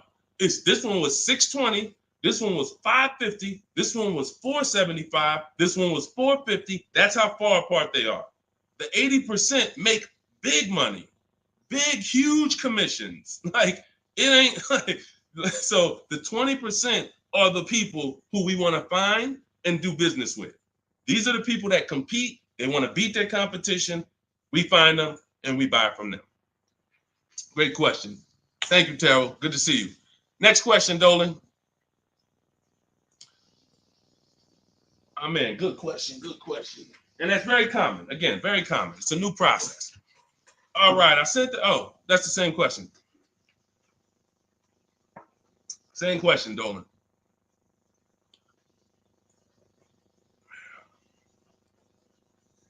What's up, Jaden? Buying my first used car this year. All right, putting $10,000 down with fair credit and a trade in worth $1,000.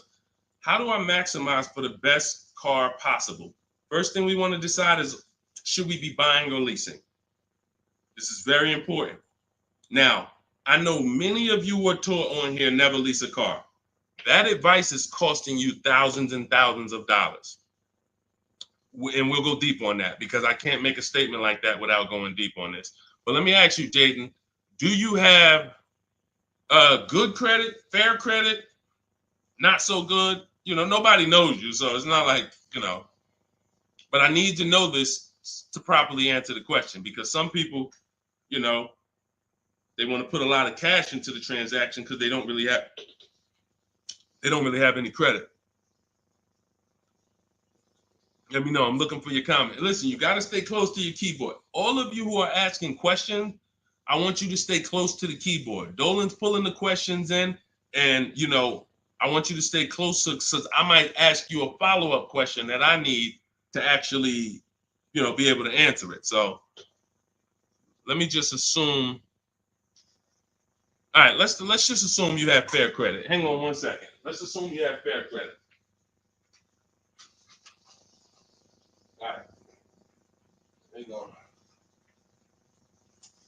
Okay. So let me tell you an outcome that's very common. And you could decide, this is all of you who have a child who's going to be getting a car, or you're going to be getting your first car. Like, listen up to this. We go wrong buying people their first car a lot of times, because typically when you buy a car, what's happening is you have to pay for the whole car. Some of you know every $5,000 on a car loan is about $100 per month. So when you look at and lock that into your head, every $5,000 is about $100 per month.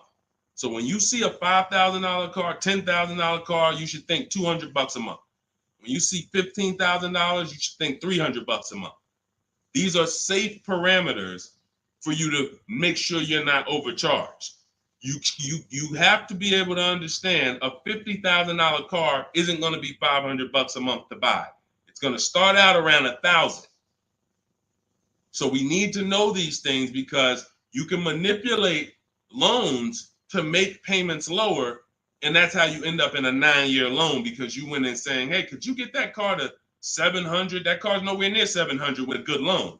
5 years, 6 years is the longest we go. I have a rule in my book called the Rule of 72 and the 10th birthday. 72 months is the max loan we take, and the car should be paid off by its 10th birthday to avoid problems. So by the time a car turns 11, car should be paid off, so that way you could actually put money to the side for maintenance.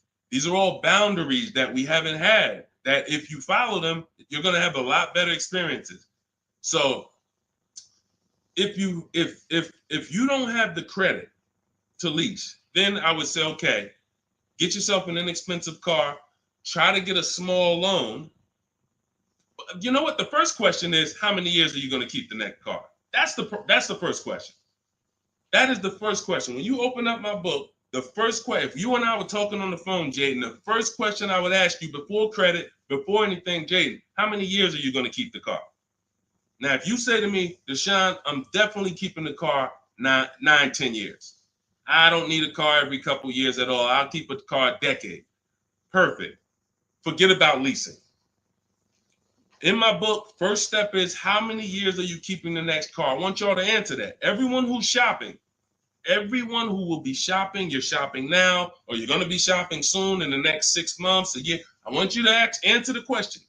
How many years are you keeping the next car? Guaranteed. Guaranteed. Because everything else comes after that.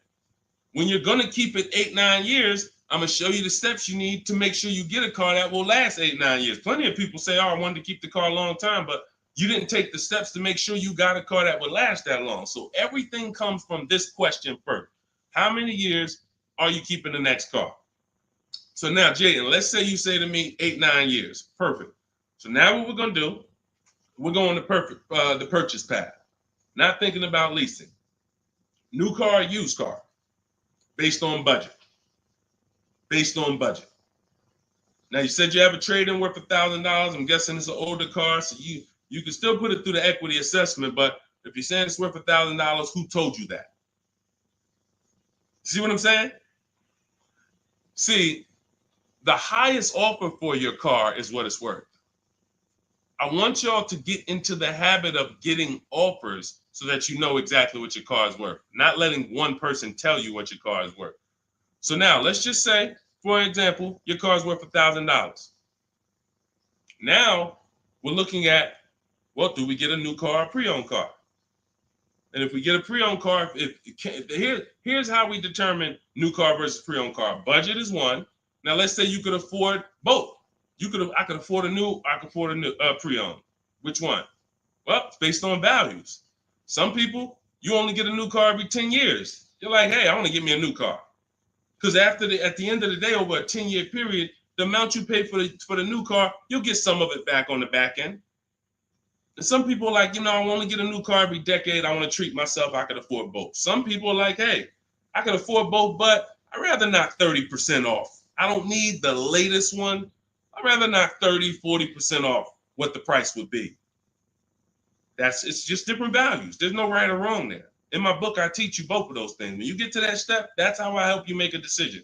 So sounds like, I would need more information. That's why I'm asking you, because I don't teach a one size fits all thing. I teach based on where you're at, here are your options. Pick one. Now, when it comes to buying versus leasing, oh yeah, one size fits all. Anybody on here who is not keeping their cars 8 years and you're buying them, you're losing thousands of dollars. You're just losing thousands of dollars. You can't compare. Like, look at somebody like Safrina. I use Safrina's deal. Oh, that's Teddy. Look at Teddy. That's a luxury car. Let's take a luxury car. Teddy got a $73,000 BMW. $73,000 BMW. He's paying $856 a month. He's not keeping it 8 years. He knows the 8-year rule. He said, okay, if I'm not keeping my cars 8 years, I'm going to shop for a below market lease. He uses our bidding system. He gets multiple offers. He said the highest offer during the process was $1,123 a month.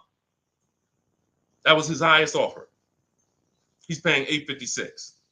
When I tell y'all, if you don't have a system to reveal the 80% dealers who are overcharging people, you're buying from one of them.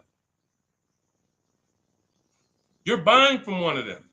They do business. It's not like these guys are going out of business. You're buying from one of them. And you see, but Deshone, they told me this was the best deal that they could, this was their best offer. It was their best offer. It wasn't their competition 20 miles away's best offer. It wasn't that small dealer that's 45 minutes away that doesn't get the traffic that this city dealer gets, that once they see your information and they say, wait, hold on, we don't get the opportunities they get where they could just charge people and then they keep coming back. We only see, 3 people a day sometime. Boom, okay. Listen, we're gonna beat their we're gonna beat them, and we're gonna have our license plate in their market. This is what you can't see that when you're in a dealership trying to make a deal, negotiate with them. So this is what you prove to yourself. The 80% dealers charge tons of money before, and they won't go below a certain price. They might take off $3,000. I ain't going no lower. That's it. You don't want the car? Next. See you later. Listen, sorry, I'm not selling a car for less than that. They have a minimum threshold, a maximum amount. We ain't taking less than this for our car. Their competition, they'll go 3,000 less than that. Got to get them. So now let's go back to the leasing versus buying scene. When you look at this and you look at Teddy, you can see, can you take that comment down, Dolan? Matter of fact, I got it. Look at Teddy. So $829 a month, he's paying $856. Now, $73,000 vehicle, that vehicle on a 5-year loan, every $5,000 is about $100 a month. That vehicle should cost $1,500 a month. Even if he got a huge discount, let's say he got 15 grand off. Somehow, magically, he got a ridiculous discount. Instead of 73, he pays 60. $1,200 a month, 5 years. $1,200 he's paying $856. No money down. We don't, and whenever we shop, what you're going to learn as you listen to me and you shop the way I'm telling you to shop, everything we shop is no money down. We might put money down later, but we only put money down after we guarantee we got the best deal. All right.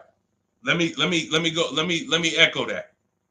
You only put money down after you guarantee you got the best deal. What does that mean? You paid the best price for the car. You found the dealer that's going to sell you the car for the lowest price. You found the bank that's going to get you the lowest money. You did this from home using online tools. If you're doing it manually, you call around. I don't care if you call around. It's harder than my way because, but you want to call around and try to get multiple offers from dealers. The point is, once you find the best offer, now we can put money down if I want to lower my payment. But what dealers try to get you to do, especially the 80% and the people you're used to dealing with, they want you to put money down to get to a payment you'll take the car for. Big difference. Hey, how much is this car? Hey, it's $1,100 a month. Yeah, I can't afford that. How much money can you put down?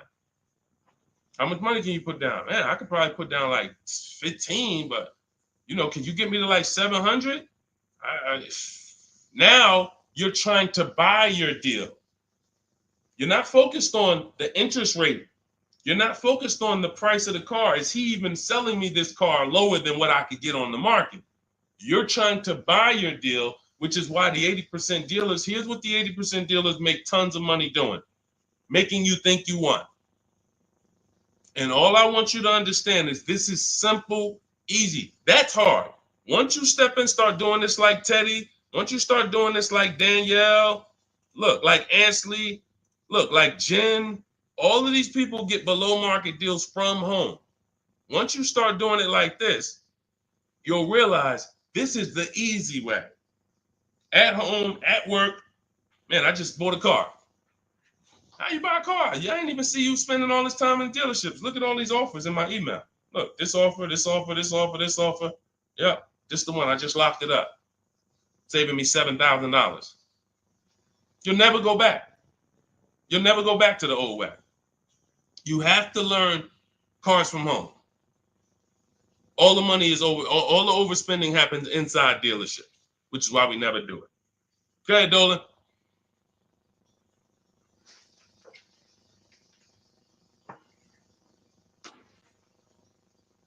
Let's go, Dolan. Keep them queued up, bro. Let's go. To Cali, good to see you. Should you put a down payment on a car? Well, that's just what we were just talking about. What we were just talking about was, all right, let's talk down payments on leases. First of all, you got to realize something about a lease. Whenever you put a down payment down, if the vehicle's stolen and they don't find it, or if it's totaled, you don't get the money back.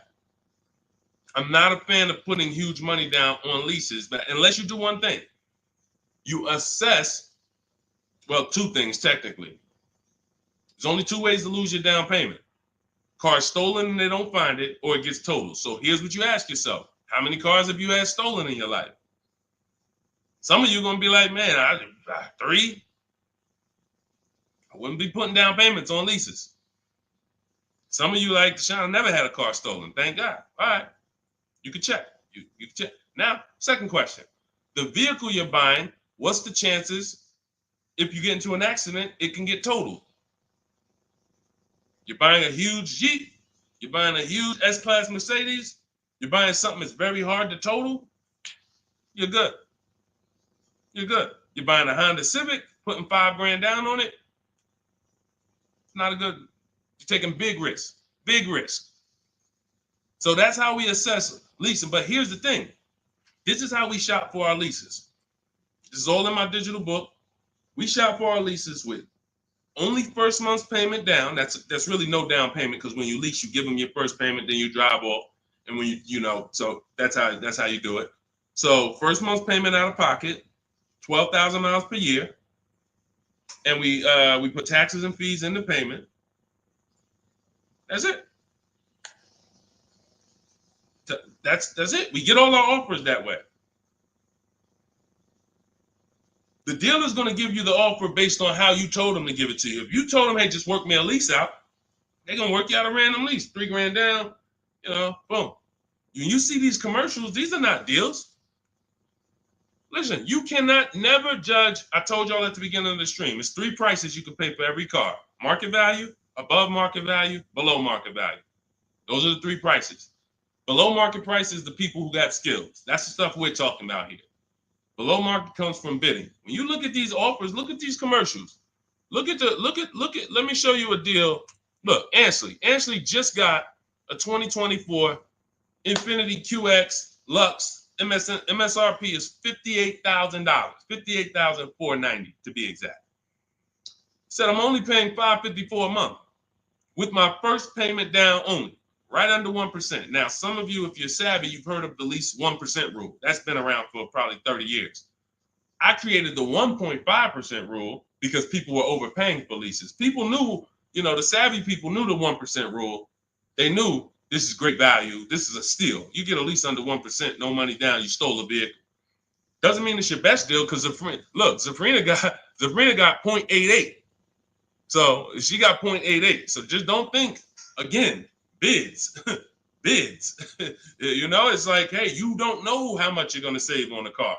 She didn't know she was going to get 0.88. She knew the 1% rule. She got her offers. She ends up closing the deal, $579 a month on a $65,000 vehicle. So this is how you shop. So once you get an offer, if it's between 1% and 1.5%, that's good value on the lease. The closer to 1, the more value. But in order to get 1, you need rebate. You need we don't understand sometimes the lease program. The dealer can't control that. So what we do is we shop. When you see a deal that's 1.1, 1.2, 1% low, that means there's a lot of rebates there. There's a lot of there's probably great residual, low money factor, which is the interest rate. You can't control these things. All you can do is bid it out. Now, once you get to a payment and you're like, okay, I already know I'm under 1.5%. I got my 5 to 7 offers, so I know this is the best offer. But I want to drop my payment probably another $50. Now you put money down. You see what I'm saying? Type $signs if you got that. You shopped your deal. You got your offers. Type a $sign at that click. I'm talking to the people that's locked in. Listen, I know, unfortunately, we live in a world, a lot of people distracted. We sit here, we could talk big money all day long, and it's just flying past it. They got 100 other things on their mind. But the people who locked in, type a $sign if you understand that. When you shop for offers, when you look at your lease offers, the way I just told you we shop for them, now we get the offers, we say, all right, boom. This is the best one out of 5 to 7 dealers I got. Let me now lower my payment. First of all, if you can afford that payment, just take the deal. Much better, put no money into the deal. That way, if God forbid it's total, boom, I come back, I do it again, ain't no problem. I didn't put no money into the car. But if you look and say, I want to lower my payment like $100 a month. First thing you do is assess what I told you a couple minutes ago. How many cars have I had stolen? The lower, the better. If it's one time, okay, chances of this car getting stolen, slim to none. All right, how easy is this car to total? Now, it's a big vehicle. I'd have to get into a pretty bad once-in-a-lifetime accident for it to be totaled. Perfect. All right, you can throw $2,000 down. You can throw $3,000 down to lower the payment more. That's how you use down payment money. You never use down payment money to buy your deal. You must have the deal before you apply the down payment. You must have the lowest interest rate before you get the down payment. You must have the dealer who's selling you that car lower than anyone else before you apply the money down. That's when you know you have a deal and your down payment isn't being taken and used as profit. Anybody else, down payment's being used as profit. It's just padding the deal. Give us more money to work with. How much could you put down? 6? All right, let me go work this out. And they're just around moving money around. They're moving, you're buying a car from them, you're getting your loan from them, and you're giving them $6,000 to work with. They have all this money to work with. That's a dream customer. And if this is you, I don't want you to feel bad. I only want you to feel, because no one told you this until now. I only want you to feel bad if you keep repeating it, because you got no one else to blame. Right now, you have the opportunity to change everything and focus on what I'm teaching you. So no one can do this to you. But the dream customer comes in, got a car to trade, wants to buy a car, needs a loan, How much could you put down? I'd probably put down like 3,000. That's 4 things you just gave him to work with. I got money in your loan I can move around.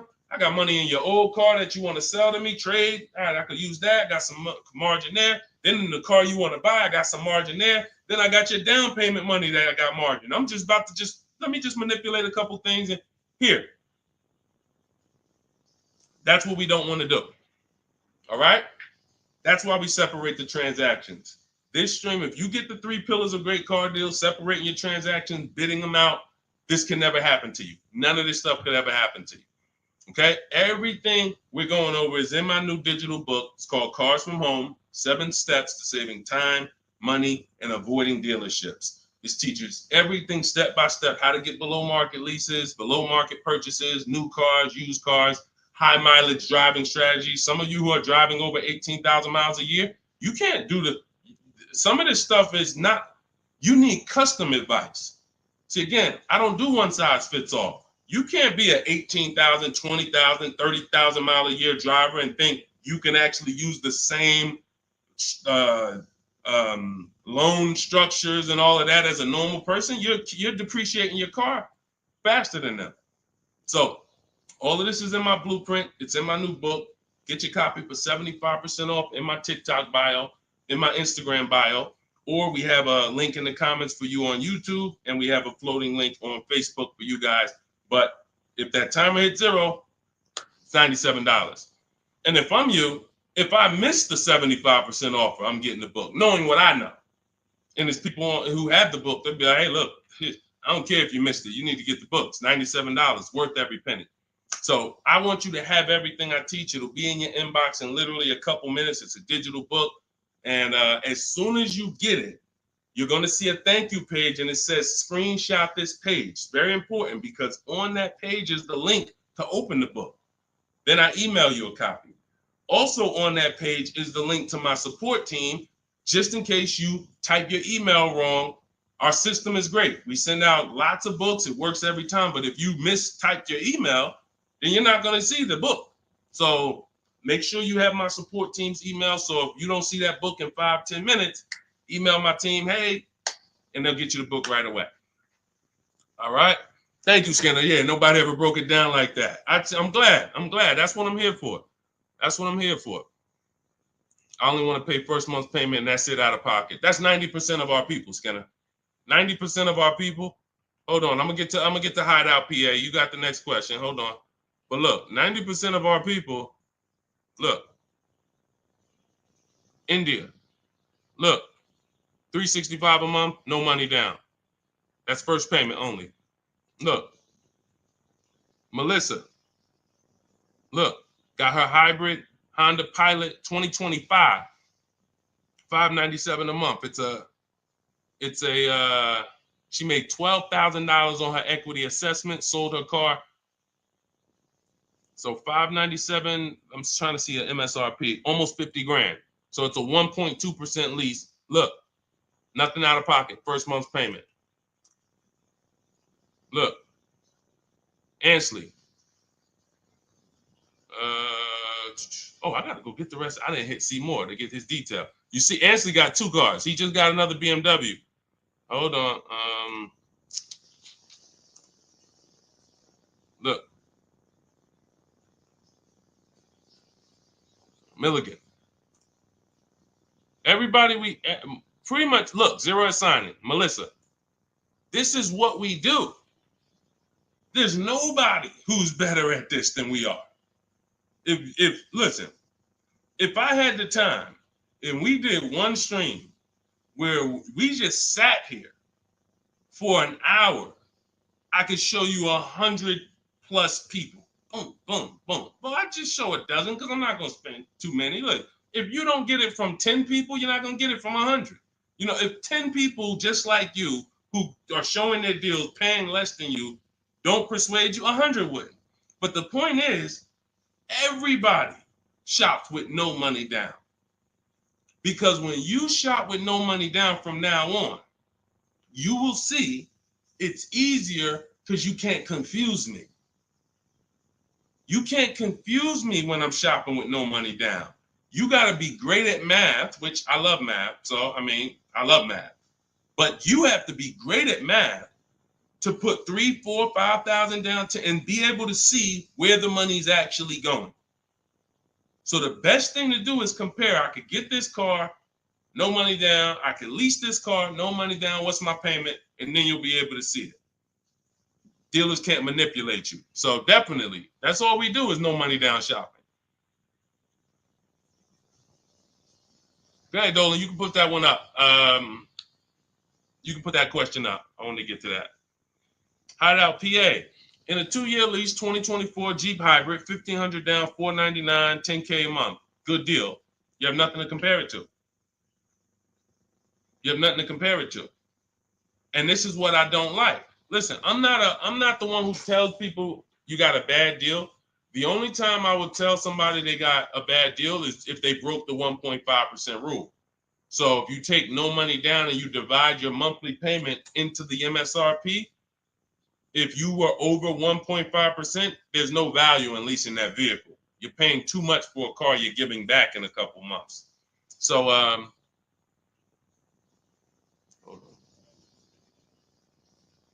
Sorry. Yeah. So, sorry. So, but when I look at your deal, the reason why I hate this is because you've already gotten the car and you're driving around and you don't even know you got a good deal. You're wondering if you got a good deal. That's very disempowering. It's a very disempowering position to be in. But had you gotten 4 other offers, you wouldn't have to ask me that. And what I want you to do is change that, because frankly, I would bet $1,000 that if I said to you, you think I can find that car for less than what you paid? Bet me some money. Would you bet me $1,000 that I can't find that exact same car you got for a lot less money? Would you take the bet? You'd probably be like, nah, I don't want to take that bet. I don't want that for you. I don't want that for you. I don't want that for any of you. Driving cars, and if God forbid you see Deshone the auto advisor one day and you're like, and I'm like, hey, yeah, you just got the car? Okay, great. If you don't feel like, hey, listen, I got 5 offers from these dealerships, and the one I picked, they were so much less than everyone else. See, I know you use what we're talking about. I know the people I run into that use what we talk about. They come up, the first thing they're doing is saying who made them the best offer. They're saying, hey, the dealer couldn't beat the rate I got from the credit union. I know you're using what we teach. They're like, yo, I had to go 150 miles to pick it up in the next state because they made me the best offer. I know you're using what we teach. That's when I know. When you come in and ask, hey, what you think about this deal? We have nothing to compare it to. So we look at something like, let's just take an average deal. Let's take an average deal. Let's take a big money savings. Let's always use Sean for an example. Because what you're trying to do when you're not getting bids the old way is you're actually feeling for the bottom, and you're hoping, I hope this price that I paid was the bottom. Shout out to the people running the likes up on TikTok. Every time y'all hear something y'all like, just keep tapping the screen for like, spend 10 seconds just, man, you know what? This dude is going in over here. Just spend 10 seconds. Every time you hear something you like, tapping the screen. Shout out to y'all running the likes up. But when you look at, hey, look, I lost my train of thought. What was I talking about? I don't even know. That usually happens once I've been on for about an hour. That usually starts happening. Hideout PA just bought the book. Awesome. Listen, I'm answering your question right here. So, and look, next time, that's the thing. So again, I cannot tell you, oh, the MSRP was 49,000. Okay, so 49, 1,500 down. That's about a 1% lease. Solid. We don't know if you could have did better though, and that's the point. Again, Zafrina. Funny story about Zafrina, and she got this 0.88% lease, right? You're probably a little over 1% because you put about 1,500 down, so that $1,000 probably would have put you about maybe 1.1. Still great value, absolutely great value. great value. But Zafrina called me. She was shopping for a Jeep Grand Cherokee. She didn't call me, but we you know, she's in my program. Again, we have Shop with Deshone, Shop with, you know, blueprints. It's all up to you. However you like to learn, we provide it. So she was shopping for a Jeep Grand Cherokee, and the best offer she had was like 1.1. And it was solid. But she was coming out of a Jeep where she was under 1%. Her lease was up. She was under 1% on her old lease.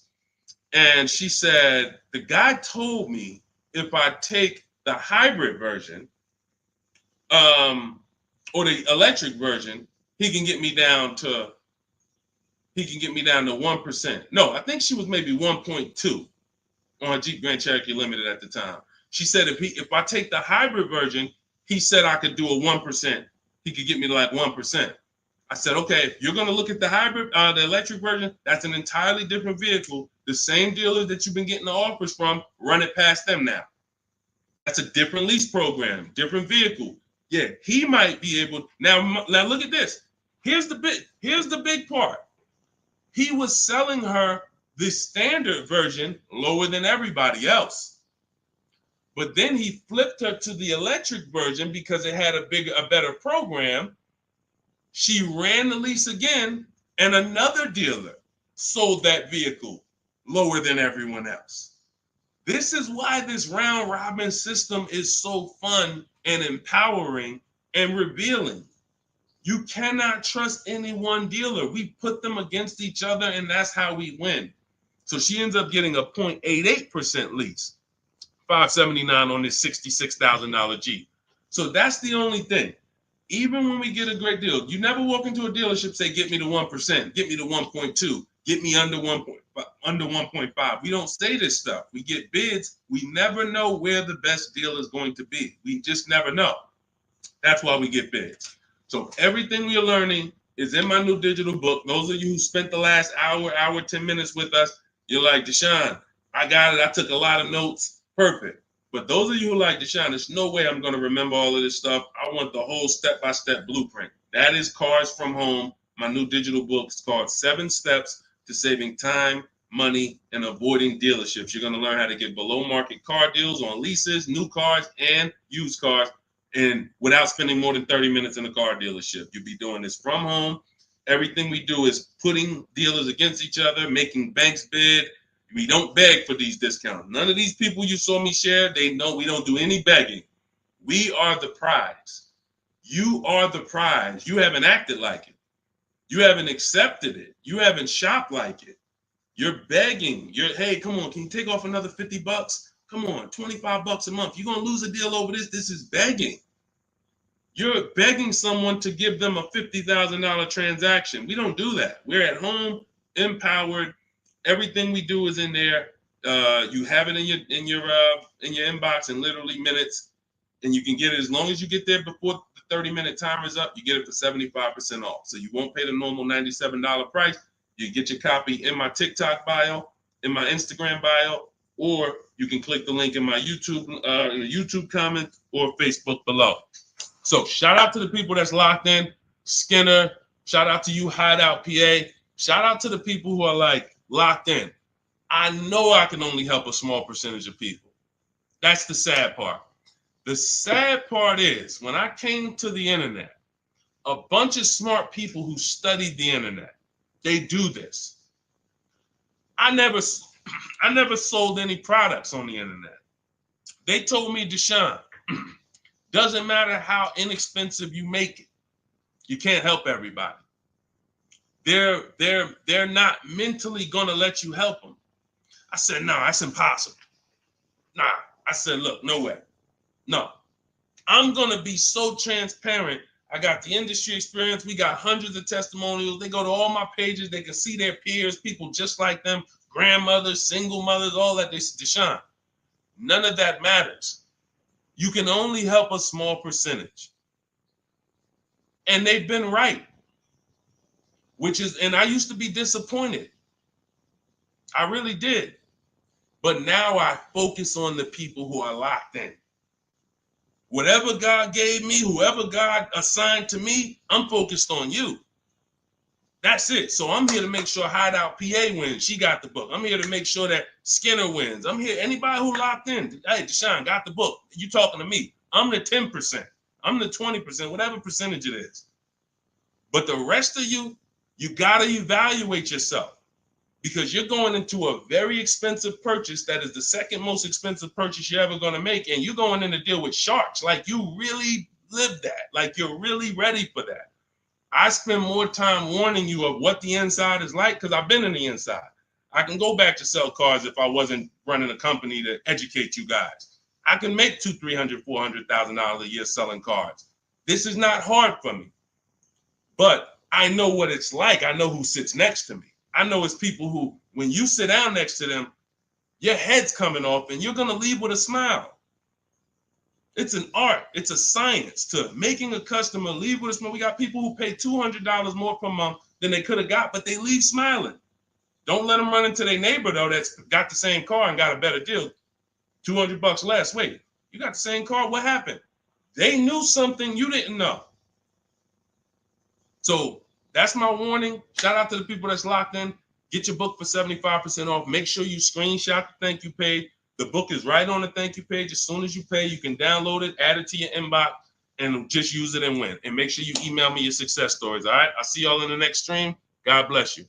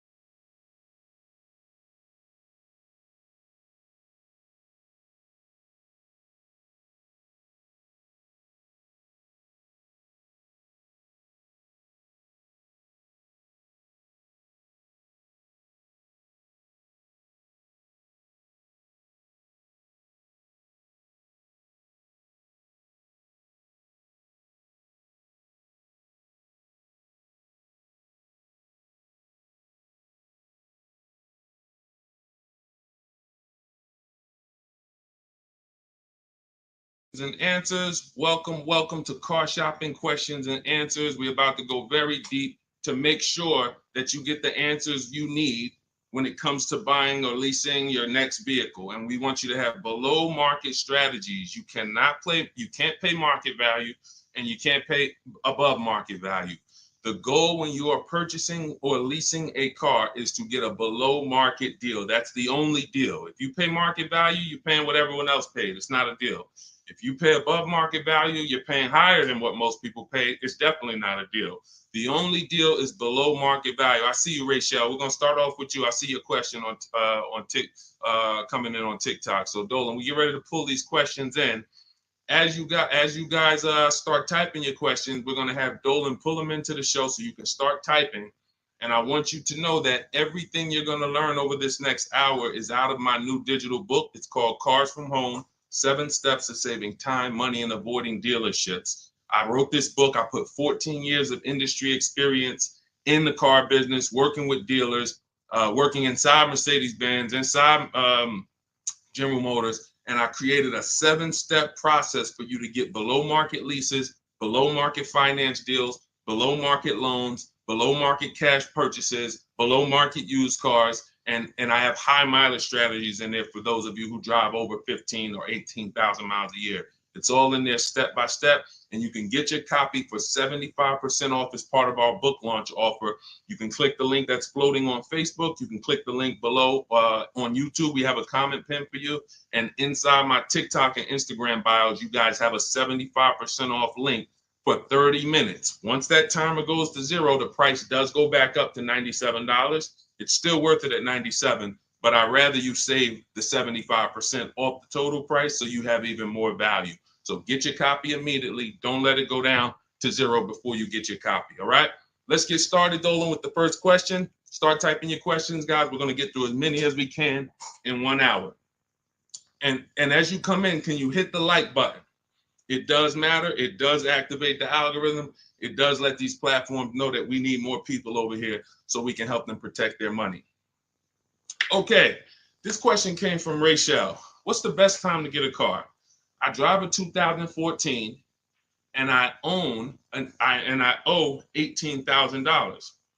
What is the best advice you can give on trading a newer vehicle? It's under 18, it's under 100,000 miles.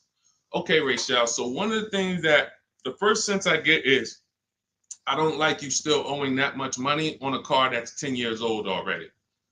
I have a rule that I teach. It's called the rule of 72 and the 10th birthday. That means that you never want to take a loan longer than 72 months, but you also don't want a loan on a vehicle past its 10th birthday. And I'm going to tell you why. In 14 years in the car business, I've seen tons of people have things go wrong about the 10-year mark. Now, there's nothing wrong with things going wrong because that's why you have a car, so that you can put a little money into it, maintain it, and keep it driving for as long as possible. The problem is when you have a loan on that car, now what you're doing is you're repairing the car while you're making, hold on. I had to turn the Bluetooth off. Okay, so the problem is you're repairing that car while you're making payments on it. I call these the four expenses. The four expenses for a car are what you pay for it every month, if you have a loan, what you pay for gas, what you pay to repair it, and then what you pay to maintain it. Maintaining is oil changes, brake fluid changes, tire rotations, new tires. These are, replacing brakes. These are maintaining it. Repairing it is if something breaks on the car. And it's that I call that the fourth expense. That's what most people are not ready for. And what I see is if you have a loan past the 10th year, you're getting hit with a lot. You're getting hit with all four expenses. And if you've ever seen someone who has a luxury vehicle and they hate it, they usually are buying cars that are too old and taking loans that are too long on them. Because you'll see they hate the vehicle because BMW, you got your BMW, you go drop it off, they tell you, hey, you need brakes, that's maintenance. Then, hey, your navigation system or your electric system is messing up, that's $2,000. And then, you still had to put premium gas in the car, so you could leave out of there, it costs $5,000 in 1 month. And people be like, man, I hate this car. But the car is not the problem. The problem is you took a loan on a car that was too old, and you took a loan that was too long. That's why I created the rule of 72 and the 10th birthday. No loans longer than 72 months, and then your car needs to be paid off by the 10th birthday. Now, what happens if you look at the car you want and you can't afford that payment for 6 years? That means you can't afford that car. That doesn't mean stretch the loan out to 7 years or 8 years so that you can try to afford it. Right now, we could all go and we can look at a $700,000 house. Maybe most of us can't afford the mortgage on that, but if we stretch the mortgage out to 50 years, then maybe we can afford the mortgage on it. Doesn't mean it's a good financial decision. So if you're going to finance again, Rachel, I want you to keep that in mind. When you replace your current car, if you're going into another finance, which I don't recommend if you're not keeping this next car 8 years, because you're going to be in the same position again, you should be going into a below market lease. Then if you're keeping the car long term, then go to another finance and then make sure you're not buying too much car, taking out too many loans on it, and taking out too long of a loan. Use that as an affordability index. If I can't afford this car on a 6-year payment and I can't add up, here's how you do it. You look at the car, ask yourself, how old is it? If it's 6 years old, that means I got to take a 4-year loan. If it's 5 years old, that means I got to take a 5-year loan. It can't be greater than 10. You are taking way too much risk. And you're going to end up in this position where you're looking and you're like, how do I still have a car payment? Things starting to go wrong on this car. I'm nowhere close to paying it off. What did I do wrong? That's what you did wrong. Now, if you want to avoid this altogether and say, all right, what can I do in a different structure? You would be going into a lease. If you're shopping a below market lease, what that's going to do is make sure you can pay a low payment on a brand new car. It's always going to be under warranty, and you just keep doing that. You look like somebody who you're just used to having a car payment anyway. So you want to switch the way you make those car payments and start paying it into new cars versus these 10-year-old cars or 8-year-old cars that you're paying these payments into, and you're not getting much back in terms of return or quality or anything like that. So that's the first thing that I would concern myself with is, Rachel, how many years are you going to keep the next car? If it's 8 or more, then you purchase again.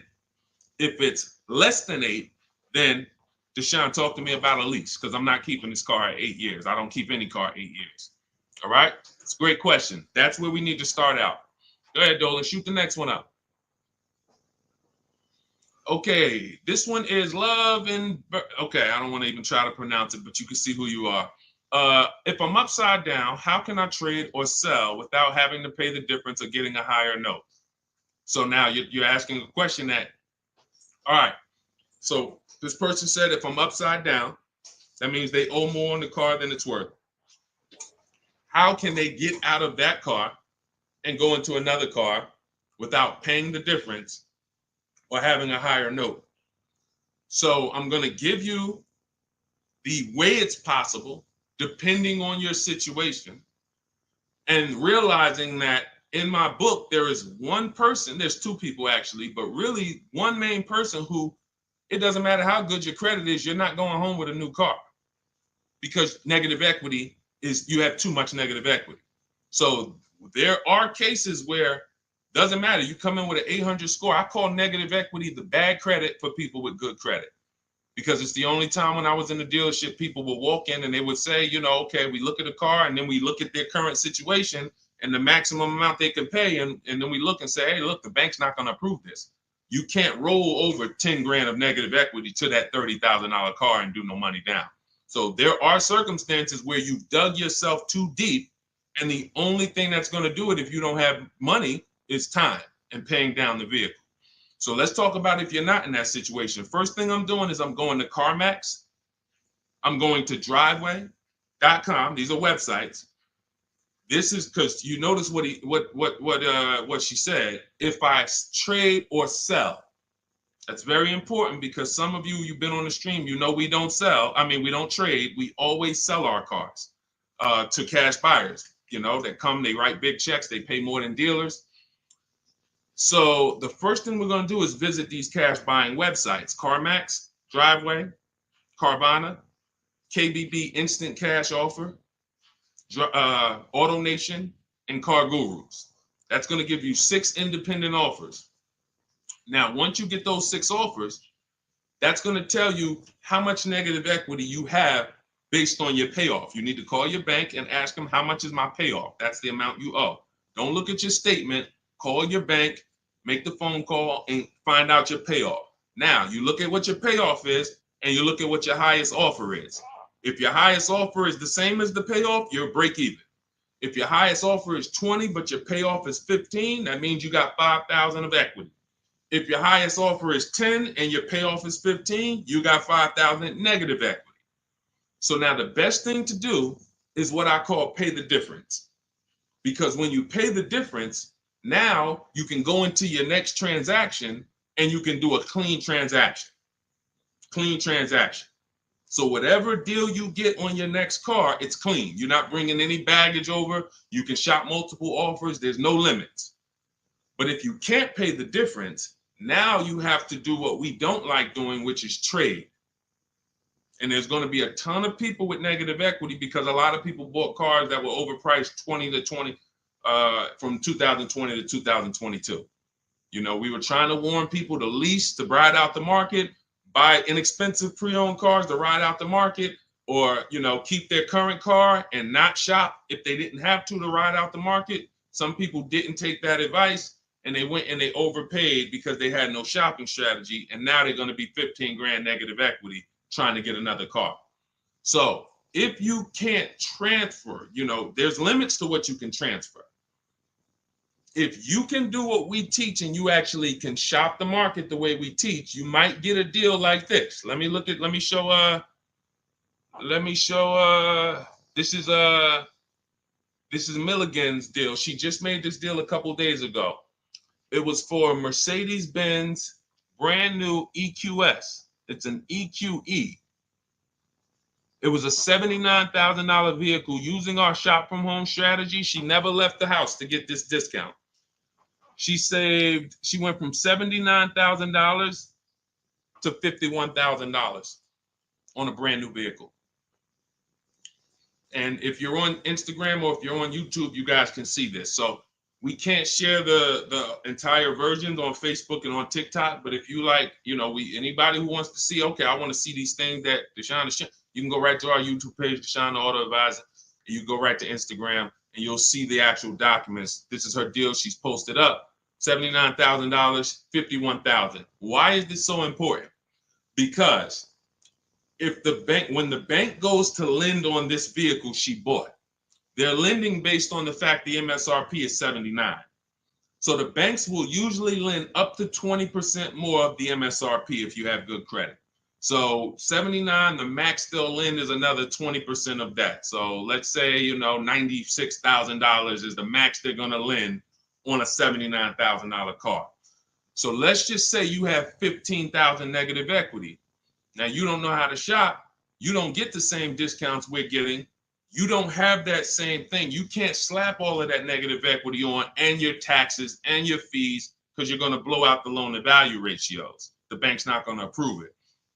But when you find a car that has specific rebate, and we don't know this, she didn't know she was going to save $25,000 off this vehicle. What is that? Almost $30,000 off this vehicle. She didn't know that. She just said, I like this vehicle. Deshone, I'm going to use these shopping strategies, same strategies you'll have in my book. It'll literally be in your inbox in minutes. Same strategies we've used to help people do this all around the country. Now, all right, I saved almost 30 grand. Now I can bring my negative equity of 15 grand over to this vehicle, bury it, and I'm okay. So it's very important. The more negative equity you have, you are targeting a vehicle, or you're trying to find a vehicle where you can get such a big discount, you can transfer that over, go from a non-quality vehicle usually to a quality vehicle, because you're already in a vehicle that's not worth what you owe. That's important to understand. You're already in a vehicle that's not worth what you owe. The key is to getting that into a vehicle you're going to enjoy, and at least a vehicle that is safe and quality, and preferably you're leasing. Because the great thing about transferring negative equity to a lease is once that lease is up in 3 years or 39 months, the negative equity is gone. When you transfer that over to a finance, another 5 or 6 year finance, you're bringing the negative equity over, stretching it out for 5 or 6 years and putting interest on top of it. That's why I don't ever recommend go from a finance negative equity deal to another finance negative equity deal, because you're usually a short-term person anyway. You should be leasing cars. So this is the strategies for getting out of negative equity. Now you can literally go into a dealer. See, watch this. That's a below market strategy for negative equity. What I just talked to you about is what the people who are actually financially wise do and think about. Now you could say, well, I'm just going to go into the dealer and say, hey, I want to get out of this car. Perfect. They'll transfer you out of that. They'll go in and say, all right, we got it. Here's your payment. We put you on a 4-year lease, or here's your payment. We got you in a 6-year, 7-year finance. But you'll never know the discount you're getting because you don't care. Your whole thing is, I don't really want to unlearn what I've been taught and programmed to do. But if you want to say, I want to make the best deal possible and I want to stop making these mistakes that's getting me into these bad deals, I've never had to come and deal with 5, 6 grand, 2 grand of negative equity. It's never happened to me. But there are people, you might be one of them, who every deal you make, it's a negative equity situation. It's a negative equity situation. That's because you haven't learned how to structure your deals correctly. And those are the things that I want you to unlearn so that you can have empowered car buying, be making deals you feel great about, posting your numbers just like Milligan did, and saying, hey, check out the deal I made. Not just check out the car I got, check out the deal that I made. Okay? So that's what you need to understand. And if you can't, and that's how you can transfer out of negative equity, whether you have 10 grand negative equity, 5, 15, those are your options. And that's how we work it. All of this, guys, is in my new digital book. If you're enjoying what you're hearing so far, could you hit the like button? Hit the like button if you're just enjoying what you're hearing so far. I see y'all are running the likes up on TikTok. I appreciate it. As y'all keep tapping the screen, every time you're like, man, you know what? This is good information.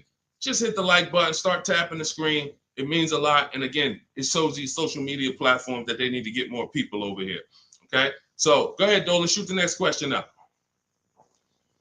Keep typing your questions, y'all. We are going to try to get through as many as we can. I see you, Patrice Darden. I see you, Mr. Living Right. I see you, Letitia Cook. Good to see everybody tapping in. What's up, Mex? I see you, Kiki. We're live on 2 TikTok channels too. We're on 2 TikTok channels today. All right, now Roby asks, what's the fastest way to sell a lease? I'm over by 18,000 in miles and have 19 payments left. Okay, here's what I'm gonna give you. I'm gonna give you, this is, now, who has a lease right now that they're pacing to go over their mileage? They're pacing to go over their mileage.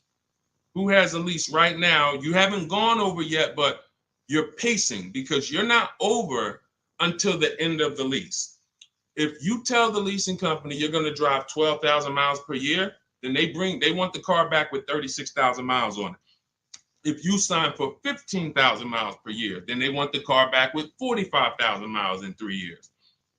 You do a 20,000 mile a year lease. Some of you might have not known you can do high mileage leases. We talk about that all the time. It's only a couple dollars more when you get below market deals. If you're not keeping cars 8 years, the high mileage leases are some of the best things you could be doing. It's literally pennies on the dot, cents on the dollar compared to purchasing, and we never have negative equity, and we drive as much as we want in these new cars. But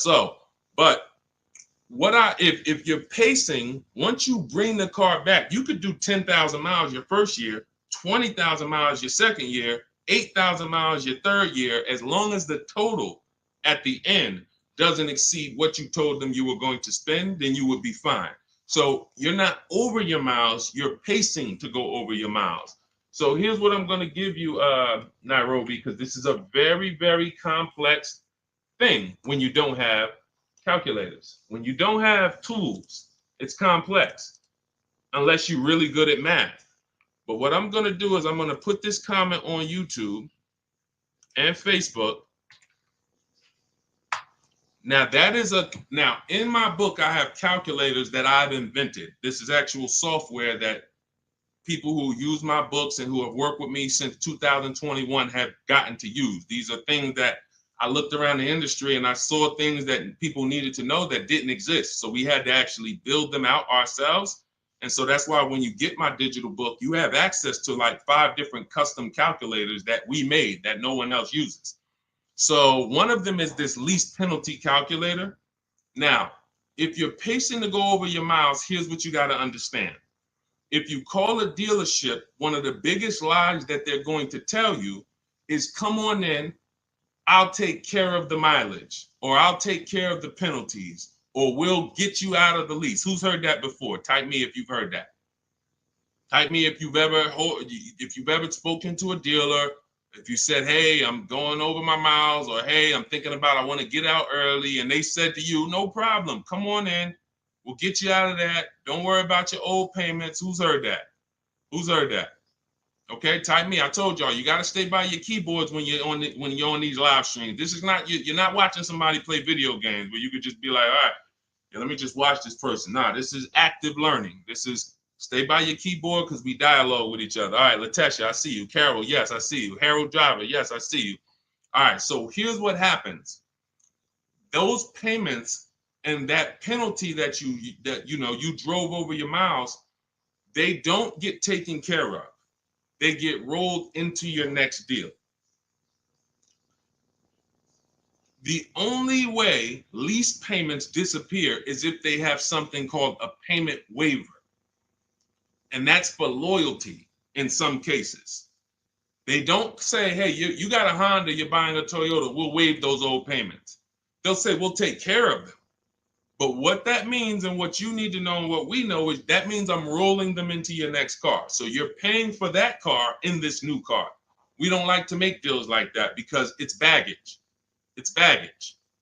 So what we want to do is we want to find out if we're pacing to go over our mileage, does it make more sense for me to get, thank you, Tim. That's actually a good statement. Ain't nothing free.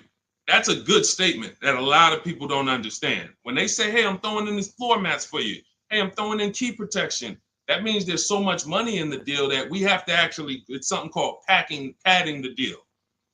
The finance manager and the team, they're trying to just pack. We got so much profit in this deal. We need to figure out how to allocate some of this so it's justified So when you hear them say that, oh, he threw in all this, he threw in all of this for me, that means you got a horrible deal. Sorry to tell you, but I got to give you the bad news first so that you understand. All right, it's smoke and mirrors, but I'm not gonna make these mistakes again. You have a whole billion-dollar industry that is really hell-bent on keeping you shopping the same way you've been shopping, because it keeps them on the Fortune 500 list. It keeps them publicly trading at a good profit.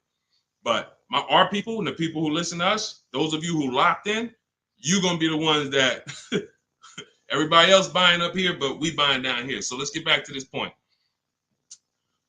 So you want to see if I'm pacing to go over my mileage, does it make more sense for me to replace the car now? In which case, my payments would be due.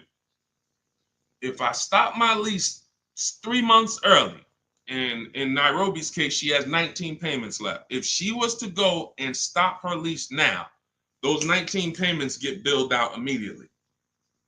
So if she walks into a dealer and says, hey, get me out of this car, they're going to try to either see, can they buy it, or do we make the payments and roll them over? What happens most of the time, and it's usually a better situation, guys, is you would use that lease penalty calculator, you put in how many miles you're driving per month, and it's going to tell you, if you go all the way to the end, this is how much your mileage penalty would be. I had somebody who I work with use that calculator. He found out the mileage penalty would be a little over $2,000. But if he got out now, his payment and mileage penalty would be $5,000. See, first thing we want to do when we find out we're going over mileage is, let me try to get out of this car. Oh, you don't realize that that's a bigger penalty you're paying, breaking the lease early, versus go to mileage, and then you find yourself a below market deal. You get yourself a deal like this. Get yourself a deal like this, because I told you I'm gonna be showing a lot more people. We had so many people get cars over the last couple of days. We gonna be showing these people. Look, this is Melissa. Melissa got a 2025 Honda Pilot EXL. She got a 15,000 mile a year lease. And oh man, I didn't even when I screenshot her, hold on. When I screenshot her deal, I didn't open it up with all the details that she shared. So hold on, stay with me, because y'all got to see this. She got a 1.27 lease.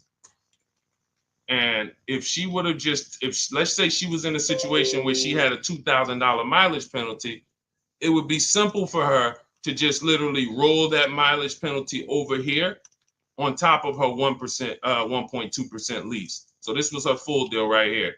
It says 15,000 miles per year, $597 a month.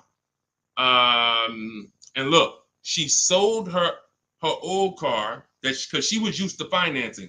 This is the perfect example of someone who was taught never lease, never lease. She paid all this money to finance these cars. She had a 2018 Kia Sorento, and she would normally go in, trade that car in, and then use whatever equity she had, 5,000, 7,000, 8,000, as a down payment towards her next finance. And she just kept doing it over and over and over again, paying high payments, losing her equity.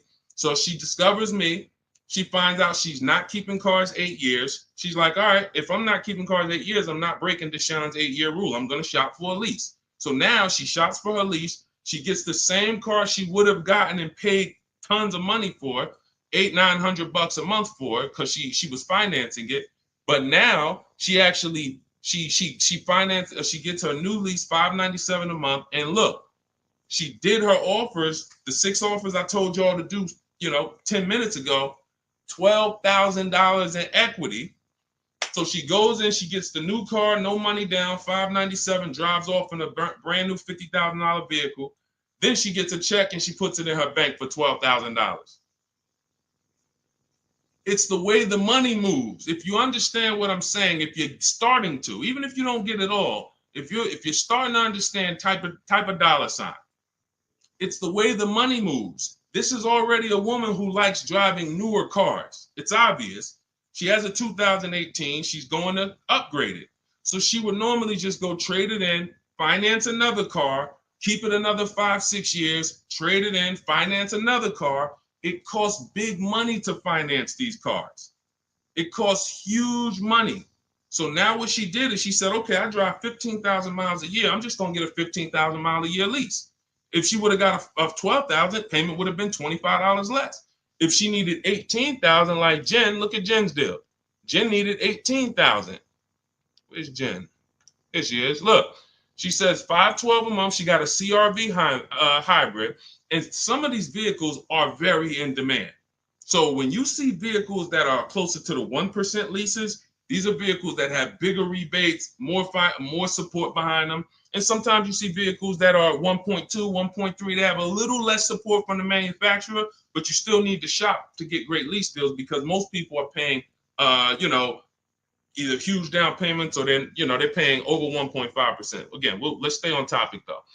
If you look at Jen, she said my payment was $512. I bumped it up because I wanted 18,000 miles a year to $563. Look, she shopped the payment. She shopped her deal from home the way we teach. She got 25 dealers to get involved online, never talked to them, got bids, used my email scripts, and she said, okay, my best deal for 12,000 miles is $512 a month. All right, now bump me up to 18,000. So she's getting, a lot of people would have just signed the 12,000 and then been talking about penalties that they're paying because they didn't get what they need. We teach something called choosing your mileage wisely. She paid $40-$50 a month and she can drive her 18,000 miles a year, take her trips, do her crossroads, go see her kids in college and not have to worry about anything for $40-something more a month. It's the pennies. That's called being penny wise. Some people will be penny, that's called being dollar wise. Some people will be penny wise. It's called penny wise, dollar foolish. You have to get the mileage you need on a lease. And if you choose your mileage wrong, don't blame the lease. The lease is not a real person. The lease only goes what you put in. If you tell them, work me a lease payment with no money down, that's how they're going to customize it. If you say put the taxes and fees in the payment and give me offers, that's how they're going to customize it. You might have to tell them 2 or 3 times because they're so used to just telling people, hey, we need $5,000 down.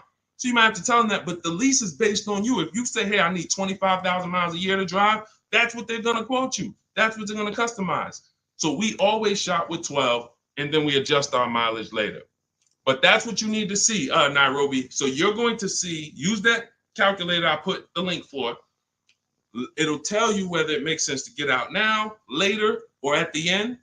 But the last thing I want you to compare that to is the equity assessment. I want you to go to CarMax, go to Driveway, go to Carvana, go to KBB Instant Cash Offer, go to Driveway, go to AutoNation, go to Car Gurus, get those 6 cash offers because you may be able to sell your car. And in which case, if you sell your car, all is forgiven. If you sell your car, there's no penalties, there's no nothing because you're actually transferring the title and the buyer is paying the company off. So do that equity assessment. But when you go to those websites, you must put in, when they ask you, is it a finance, lease, or own, put own. Don't put lease because it triggers something in their websites. Now, if y'all are like, you're like Deshone, I'm not going to remember all of this. Get the blueprint. That everything I'm teaching you is out of my new digital book, Cars from Home, 7 Steps to Saving Time, Money, and Avoiding Dealerships. It's already 5-star rated. Shout out to the people on Goodreads who have reviewed it. We're at a 4.9 rating. We got 4.9 overall, 58 ratings, 40 written reviews. Shout out to everybody who's came and told their story about this book since we launched it a few months ago. And you can go and see what the public is saying about it. This ship has sailed. You can get your copy for 75% off for the next 30 minutes. If you visited the website in my TikTok bio and my Instagram bio, once that gets to 0, there's a countdown, 30 minutes. Once it gets to 0, the price of the book goes back up to $97. It's still worth every dime, but I'd rather you pay $24 instead of $97. So on Instagram, TikTok, your 75% off is in my TikTok bio, in my Instagram bio. Get it before the countdown expires and you'll have the blueprint. On Facebook and YouTube, we have a link in the comments for you pinned for you to get your copy for 75% off for 30 minutes only. Again, if you're like Deshone, this is good, but there's no way I'm going to remember all of this. You can watch the replays, get it however you want it. Our system is step-by-step, and it doesn't involve talking.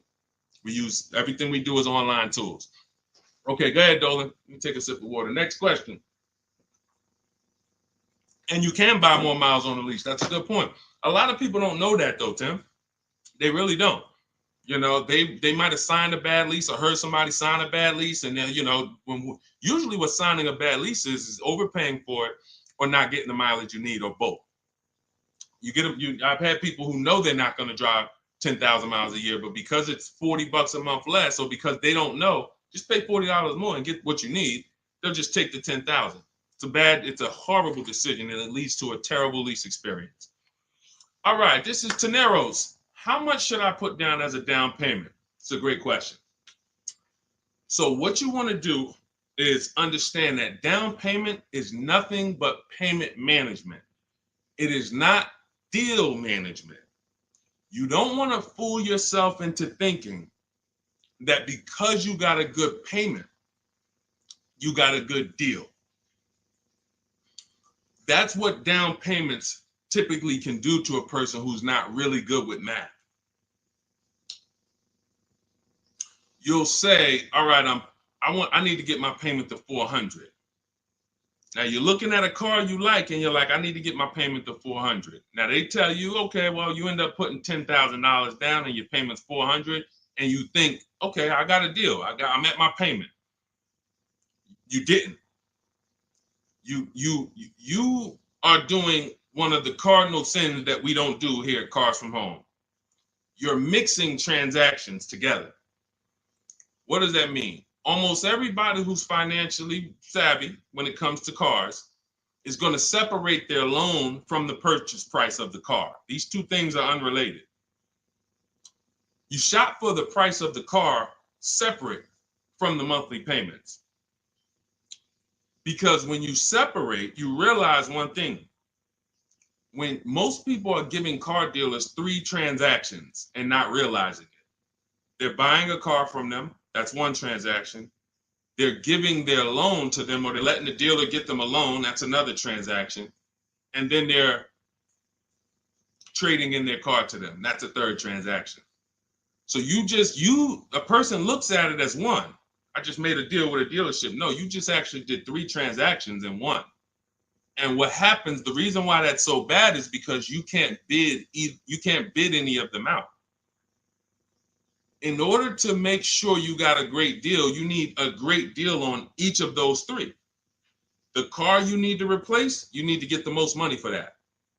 The most money comes from bidding it out on the market with the strategies I just said 5 minutes ago with the companies that I just named, the equity assessment process. That's bidding that out. Now, we bid out our loans. Who's going to give us our loan? Who's going to give us the best interest rate? There's plenty of banks that want to compete for our interest rate. Plenty of banks that they don't even sell cars.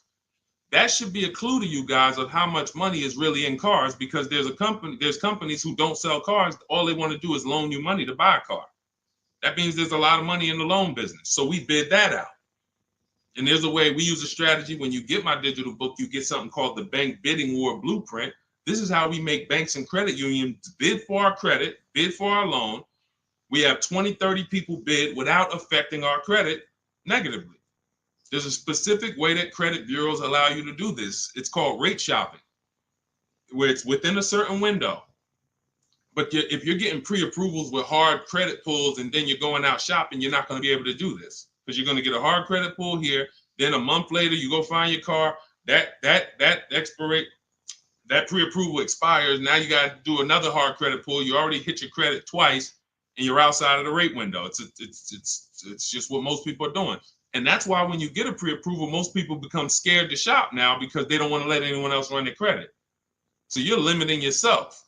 But the Bank Bidding War shows you how to have unlimited people bid for your interest, and we do that after we find our car. But the third transaction is when we're going to buy a car now.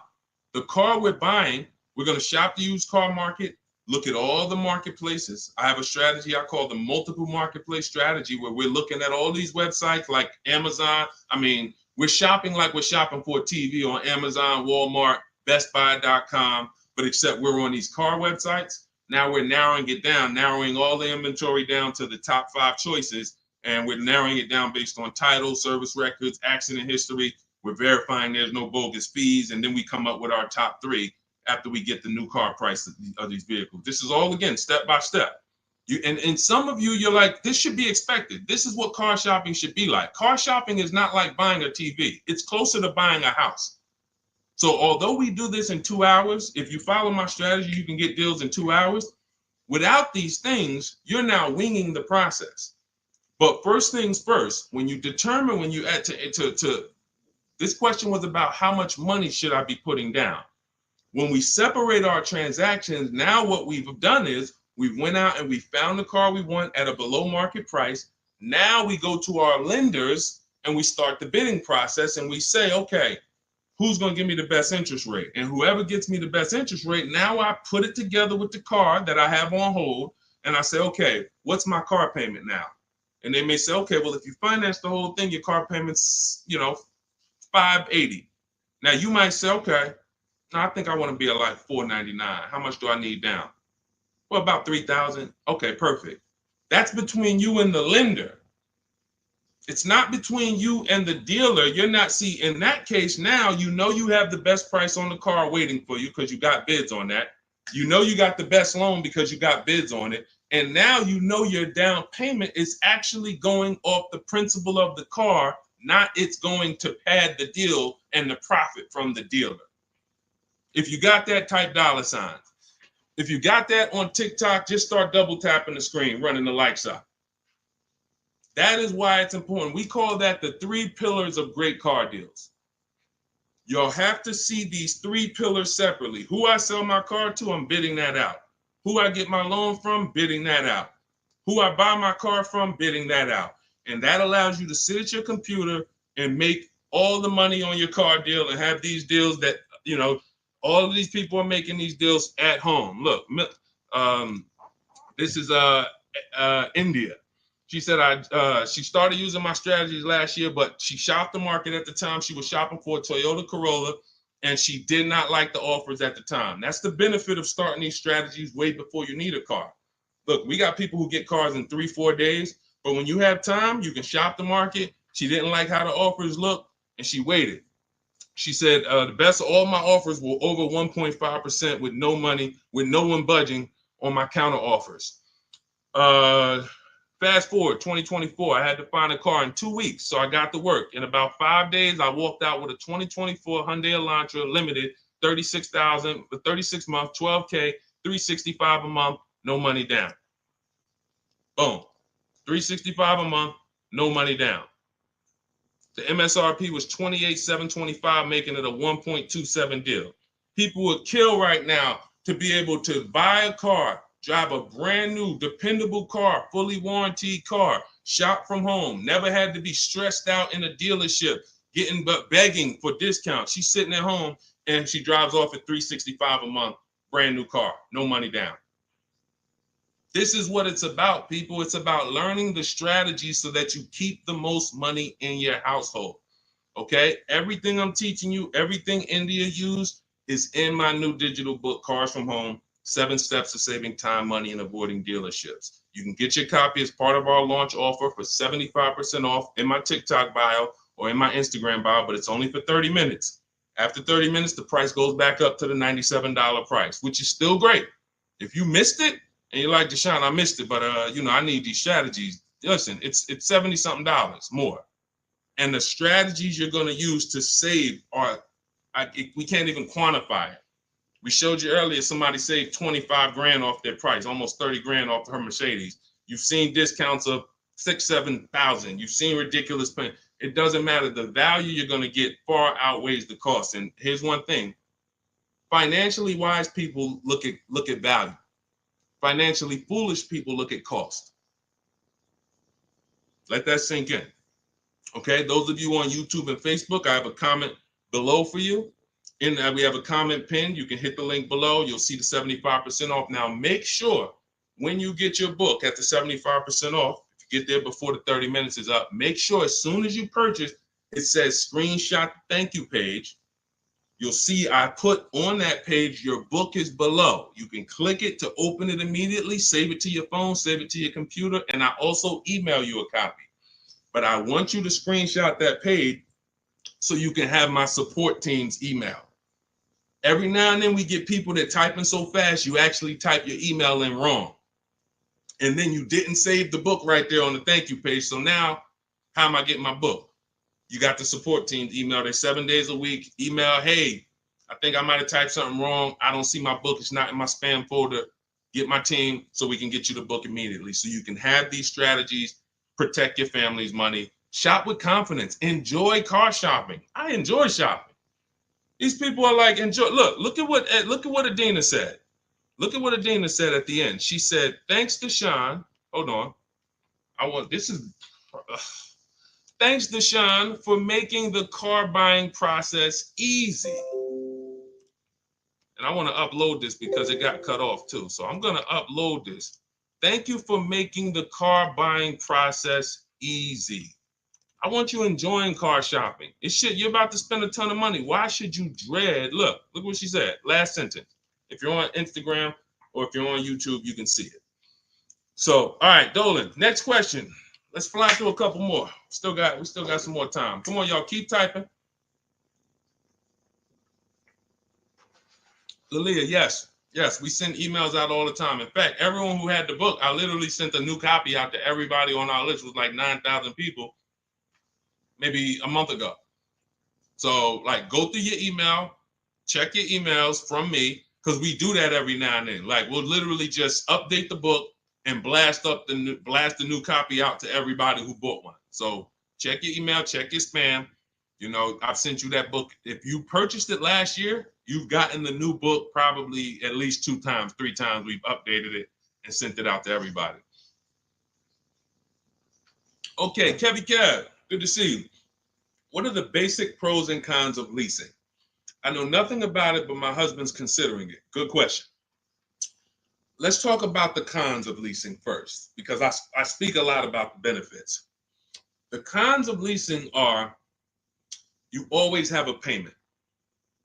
Now, some people who buy cars and they always trade them in as soon as they pay them off, or they trade them in before they paid off, they replace them before they paid off. Like, you know, we had the young lady earlier on the stream. She said, I still owe $18,000. I'm about to go and buy another vehicle. So she's always used to a payment anyway. So that's a con.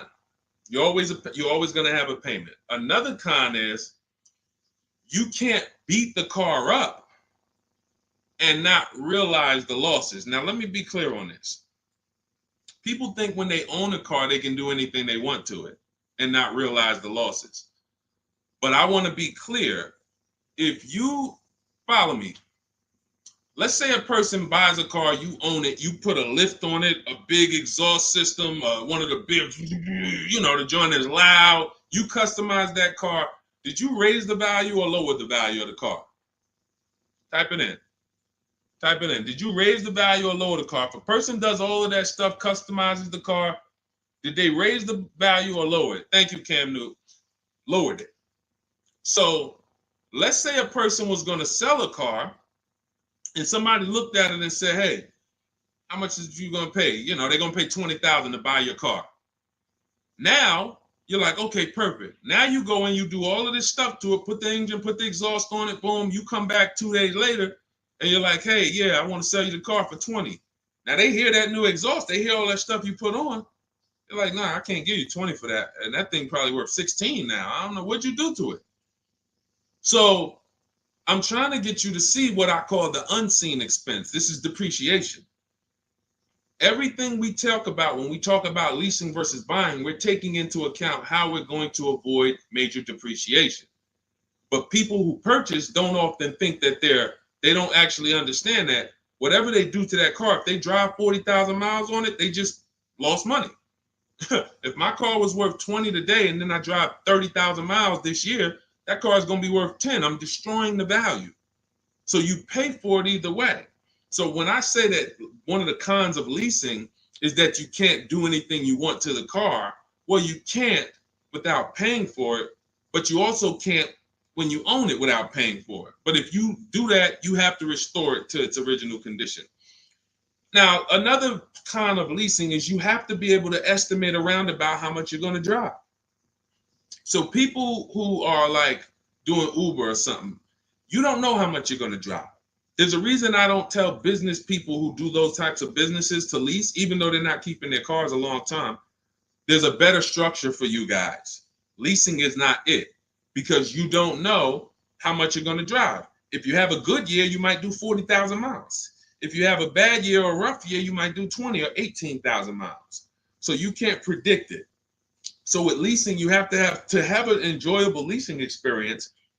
You have to have some type of an idea when you're going to, how much you're going to drive. Now, one of the biggest cons to leasing is you can overpay by a lot because it's not transparent. It's not transparent. Could everybody who shares, there are a couple people on here, you always share the broadcast. I appreciate you. We need you. Can you hit the share button, hit that arrow, hit that paper plane, and tag one friend in, just in case they might be going to the dealership tomorrow. We need to make sure that they have what they need to win. So shout out to the sharers. We can't do this without you. Now, when you consider that you can overpay, see, when you get a purchase deal, everything goes on that receipt, the buyer's order. You can plug that into a calculator and you can match those numbers up. You might not be used to doing it, but that bottom line price, you can plug that right into a basic auto loan calculator on hundreds of websites, and you can make sure that your payment matches. You can't do that with a lease. There's all types of potential to hide money in leases. You can hide money in the interest rate. You can hide in the money factor, because you can't use your own financing with a lease. You have to use whatever bank or leasing company the dealership who's running the promotion is using. So that gives us potential to be overcharged for our money factor or our interest rate. There could be rebates on that vehicle, $2,000, $5,000 rebates. Look, when Sean was shopping for his F-150, some of you have seen it. It was a $15,000 rebate, $15,500. He wouldn't have known about that if a dealer's not going to come in and tell him, hey, it's $15,500 rebate on this. No, some dealers might say nothing. They won't even mention it. They'll just try to negotiate. Hey, how much could you, they hoping you say something like this.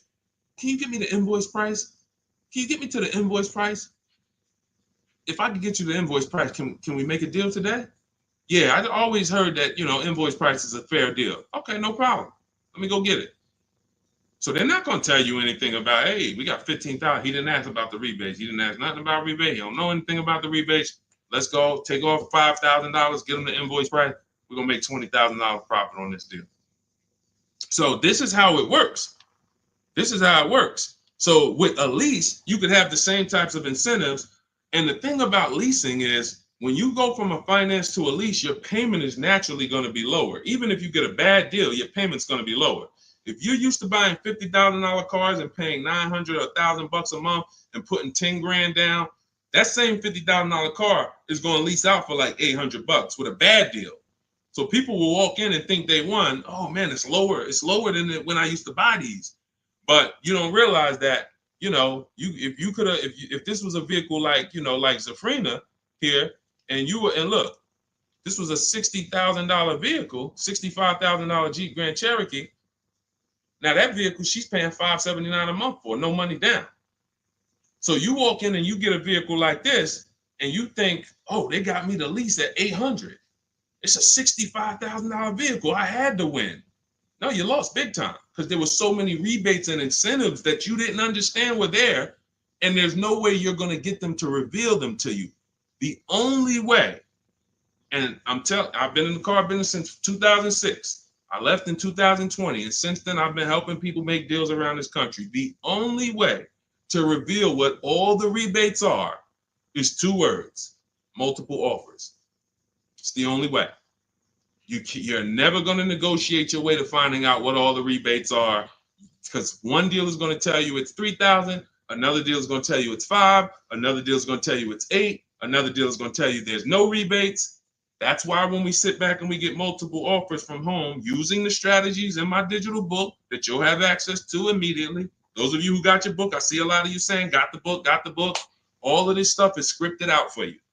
Now, you could do it manually, too. You want to call around the dealerships, ask for the sales manager, ask for a manager, try to bypass salesmen, because salesmen are trained to distract and waste time and make it hard, especially by phone. So if you want to try to do it manually, we must get 5 offers. New cars, leases, you must get 5 offers from 5 different dealers because that's how different the offers are going to be. They're going to be major different, not close, major. I always say if your offers aren't $150 to $200 a month apart, then you didn't shop correctly.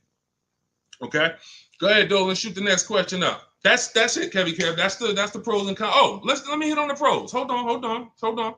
Let me try to sum up the pros of leasing before we wrap this question up. Pros of leasing are when you get below market leases, you're driving new cars, warranty cars, always under warranty in most cases.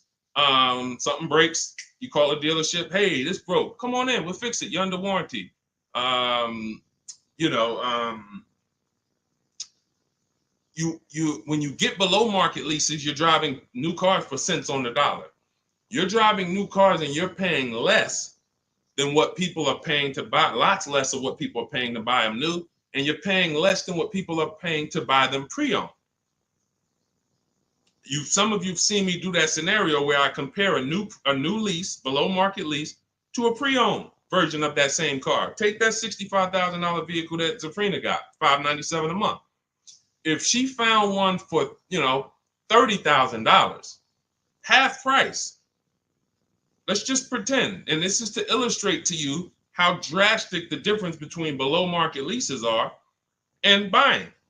It's not even close. It's nowhere near close. If she found a half price version of that vehicle, which won't exist, let's just say we made one up and just put it right here, half price. So that's $32,000 plus tax. She's around $35,000. Some of you know every $5,000 on a car payment is about how much per month. I mean, when you look at a car, every $5,000 on a loan is about how much per month. I told y'all, stay by the keyboard. We got to be quick here. This is active learning. You don't want to be distracted. You want to be locked in, active learning. Every $5,000 on a loan is about how much per month. Shout out to y'all running the likes up on TikTok too. Every time you double tap the screen, y'all just, yes, thank you, Cam New.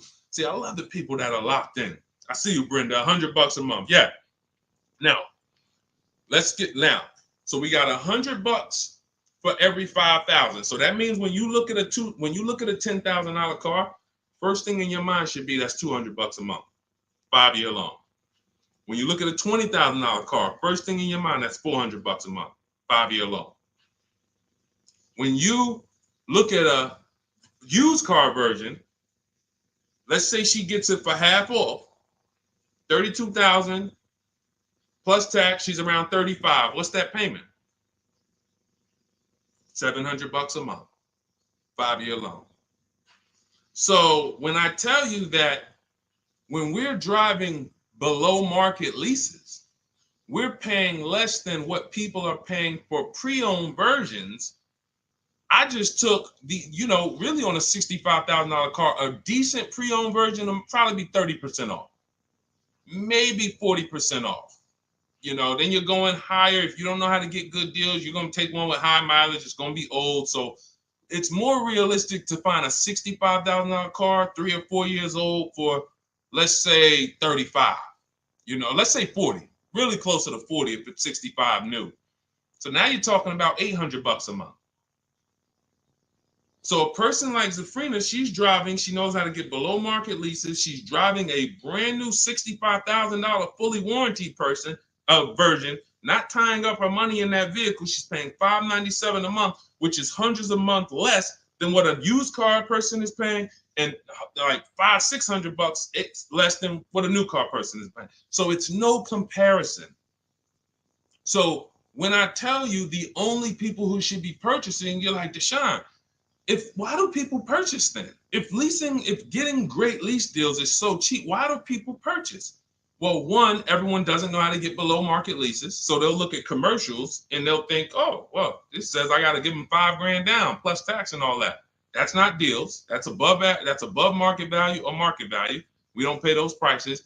And second is, people who buy long-term don't care about those short-term benefits. I want to ask a question. Who on here has a vehicle in their driveway right now that you've had for at least 8 years? I want you to type how many years you've had it. Let me know how many. I see you, Sharon. Congratulations. Use it and win. Let everyone who has a car outside in your driveway that you've had more than 8 years, I want you to type how many years old it is. 8, 10, 15. Okay, Harold, he has one for 9 years outside. Sugar Lump, 19 years. Mr. Living Right, 8 years. Perfect. Dwayne Perkins, I see you, 22 years. Look, Julia Murray, 16 years. Look, Brenda, 8 years. Now watch this. Ralph, I see you, 10 years. 8 years or more is when we buy. These people won. So you heard me just spend the last 10 minutes, 15 minutes talking about pros and cons of leasing, benefits of leasing. But these people are the real financial winners in the long run, because the longer you keep a car, the less it costs you. I'm not a fan of people leasing who have the discipline to keep a car for 10, 15 years, 12 years. I would never tell people lease who's doing that. I'm trying to get the people who say, it's no way I'm keeping a car near that long. I've never done it. I don't enjoy it. I'm not going to do it. You are the people who should not be buying. Because the great thing about having a car 8 years is you'll see something. This is the depreciation cycle. This is how owners lose money on their leases, on their cars. When you purchase your car, one day when you buy it, it's worth this. 5 years down the line, it's worth this. 10 years down, 10 years, but here's the thing. After about 8 years, 7, 8 years, now the depreciation starts to level out. You're not losing that much money in depreciation anymore. Your car today, all of you who just typed, whatever your car is worth today, most likely it's going to be worth that next year too. If your car is worth $5,000 today, a year from now, it's going to be worth about $5,000. You beat depreciation. That's when it makes sense to purchase, when you have those values. These people, look, we call these cars keepers. When a transmission goes out on the car, you know what people who are not programmed, you're not a keeper, you know what you do? Transmission's out. You gotta go get a new car. When the transmission goes out for some of these guys, what are they doing? They go get another transmission and put it in the car. That's what you do. That's what you do. So there's two sides to be on. You're a long-term side. That means, like my dad, he bought a truck 2013. 6 years later, the engine went out. He got a used motor, put it in there. He's still driving it. He's about to sell it for a couple $1,000s now. He's had that car for over 10 years. But he's had no car payment on it for probably 7 years. That's all money that stays in his household. Somebody asked the other day, hey, my car needs $3,500 in work. Should I go get a new car? I said, well, first of all, make sure you get a price from a second opinion from a local mechanic. You always get, for work, you always get 2 opinions. But if it costs you $3,500, will that car ride smooth for the next 3 years, 2 years, 3 years? If the answer is yes, you need to understand something. If you go get another car to replace that car, it's going to cost you a minimum of $3,500 a year, and most likely more than that, $6,000, $7,000 a year coming out of your household. So do you want $3,500 one time and now I got no car payment, I keep my bills low? Or do you want to go get a new car payment that's $400 a month? Now what is that? $400 a month times 12, that's $4,800 a year for the next 5 years or whatever. The cost of replacement, guys, is always more than the cost of keeping that vehicle running. That's why you want to have that car paid off before the 10th birthday, and you want to set aside money for maintenance and repairs. Whatever you were paying on your car payment, $400 a month. All right, my car is paid off. Now take $100 or $200, put it into an emergency fund. So when that car breaks down or something needs, hey, no problem. It's in the emergency fund. But I'm keeping that car, because the longer I keep that car, the less money I pay for a car, the more money I keep in my household. So that's how you purchase, because you're buying a depreciating asset. You have to go long term with it. It's going to go down in value like this sharply for the first 5-6 years. It's going down, losing thousands. But once it levels out, that's when you really want to own it, because now we good. Things paid off. I ain't got to worry about it. But as soon as people come through that deep depreciation, that's when they go and trade the car in, and they do it all over again, over and over again. These are the people who I'm trying to get you to understand leasing. You're in the wrong structure. So it's very simple. You're not keeping your next car 8 years, you should be leasing, shopping for below market leases. You're keeping your next car at least 8 years, you're shopping for a below market purchase. And all of this is in my step-by-step book. This is the first step. Leasing versus buying. I call it the most important question. We got to put your deal on the right foundation, and then we go get a below market deal. So for everything I'm teaching right now is out of my new digital book. You can grab your copy for 75% off. It's normally $97. If you want the entire blueprint, and you guys see the comments, you see the comments people making. Man, get the book. Get the book. You see it. So you can go to, thank God we have approaching 10,000 people who have the book. Thank God. We are getting this in a lot of people's hands. People love the welcome offer.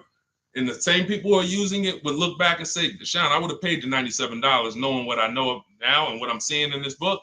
But to get it at 75% off, $25, even more value. But it's only for 30 minutes. In my TikTok bio, in my Instagram bio, click that link that says 75% off. In my YouTube comments or Facebook comments, we have a comment pinned for you for your 75% off. But once that timer hits zero, guys, it does go back up to $97, which is the normal price. And it's worth every dime at $97. Okay, so get your copy. Make sure you screenshot the thank you page as soon as you purchase, and make sure you take a record of our support team's email, because sometimes you go and you type it in, you're like, I'm finally going to be able to enjoy car shopping. Man, I'm about to make the best car deal of my life. And you're so excited, you type your email in correctly, and now it's wrong. And so we can't email you the book. Now, once you get the book, you're going to see, as soon as you pay for it, I say, open your book below. So there's a link right there on that page to actually open the book, and you can save it to your actual, you can save it to your phone. But I email you a copy too. And sometimes if your email's wrong, you're not going to get that email. So make sure you screenshot that page. It has my support team's email, or look at it right here. Look at it on the screen. Get the support team just in case. But that's not for questions. Do not email me any car buying questions to that. That's only for making sure your book gets to you. Okay? So I want you empowered. I want you making the best deals you've ever made. I'm just going to show a bunch of more people before we rock out. I didn't get a chance to get to everybody's deals that has sent me a deal in the last couple of days. I didn't get a chance. Ansley got his second vehicle. He said 2 down, 1 more to go for the year. He got this BMW truck. We showed Melissa. We didn't show American Senior Benefits. You guys can read this if you're on Instagram, on YouTube. You can pause that. But we'll go more detail on the second stream. Keep sending me your deals, because I told y'all I was going to bring them onto the show. And after you make your deals, email me. I want you guys proud of the deals you're making. I want you excited, not just about the car. Everybody gets excited about posting their cars. Everybody. You'll see that all through any social media platform. People get a new car, they want to take pictures of it, but they'll never show you the numbers. And you may have been this way, because secretly they're ashamed. The last thing they want is somebody who understands the numbers to look at that deal and be like, hey, did you see this? What's the $4,000 here? Did you see? How many offers did you get on this vehicle before you paid this price? Oh, no, I just thought they don't want that. I don't want you living like that. If you've done that before, I don't want you like that. I want you like all of these other people you're seeing posting your car deals, like Melissa, like American Soldiers Benefits, like Ansley, this is his other car, like Rosalie, like Jen. Hold on. We do this all day long. Like Teddy, like Jared, like Zafrina, like Pierre.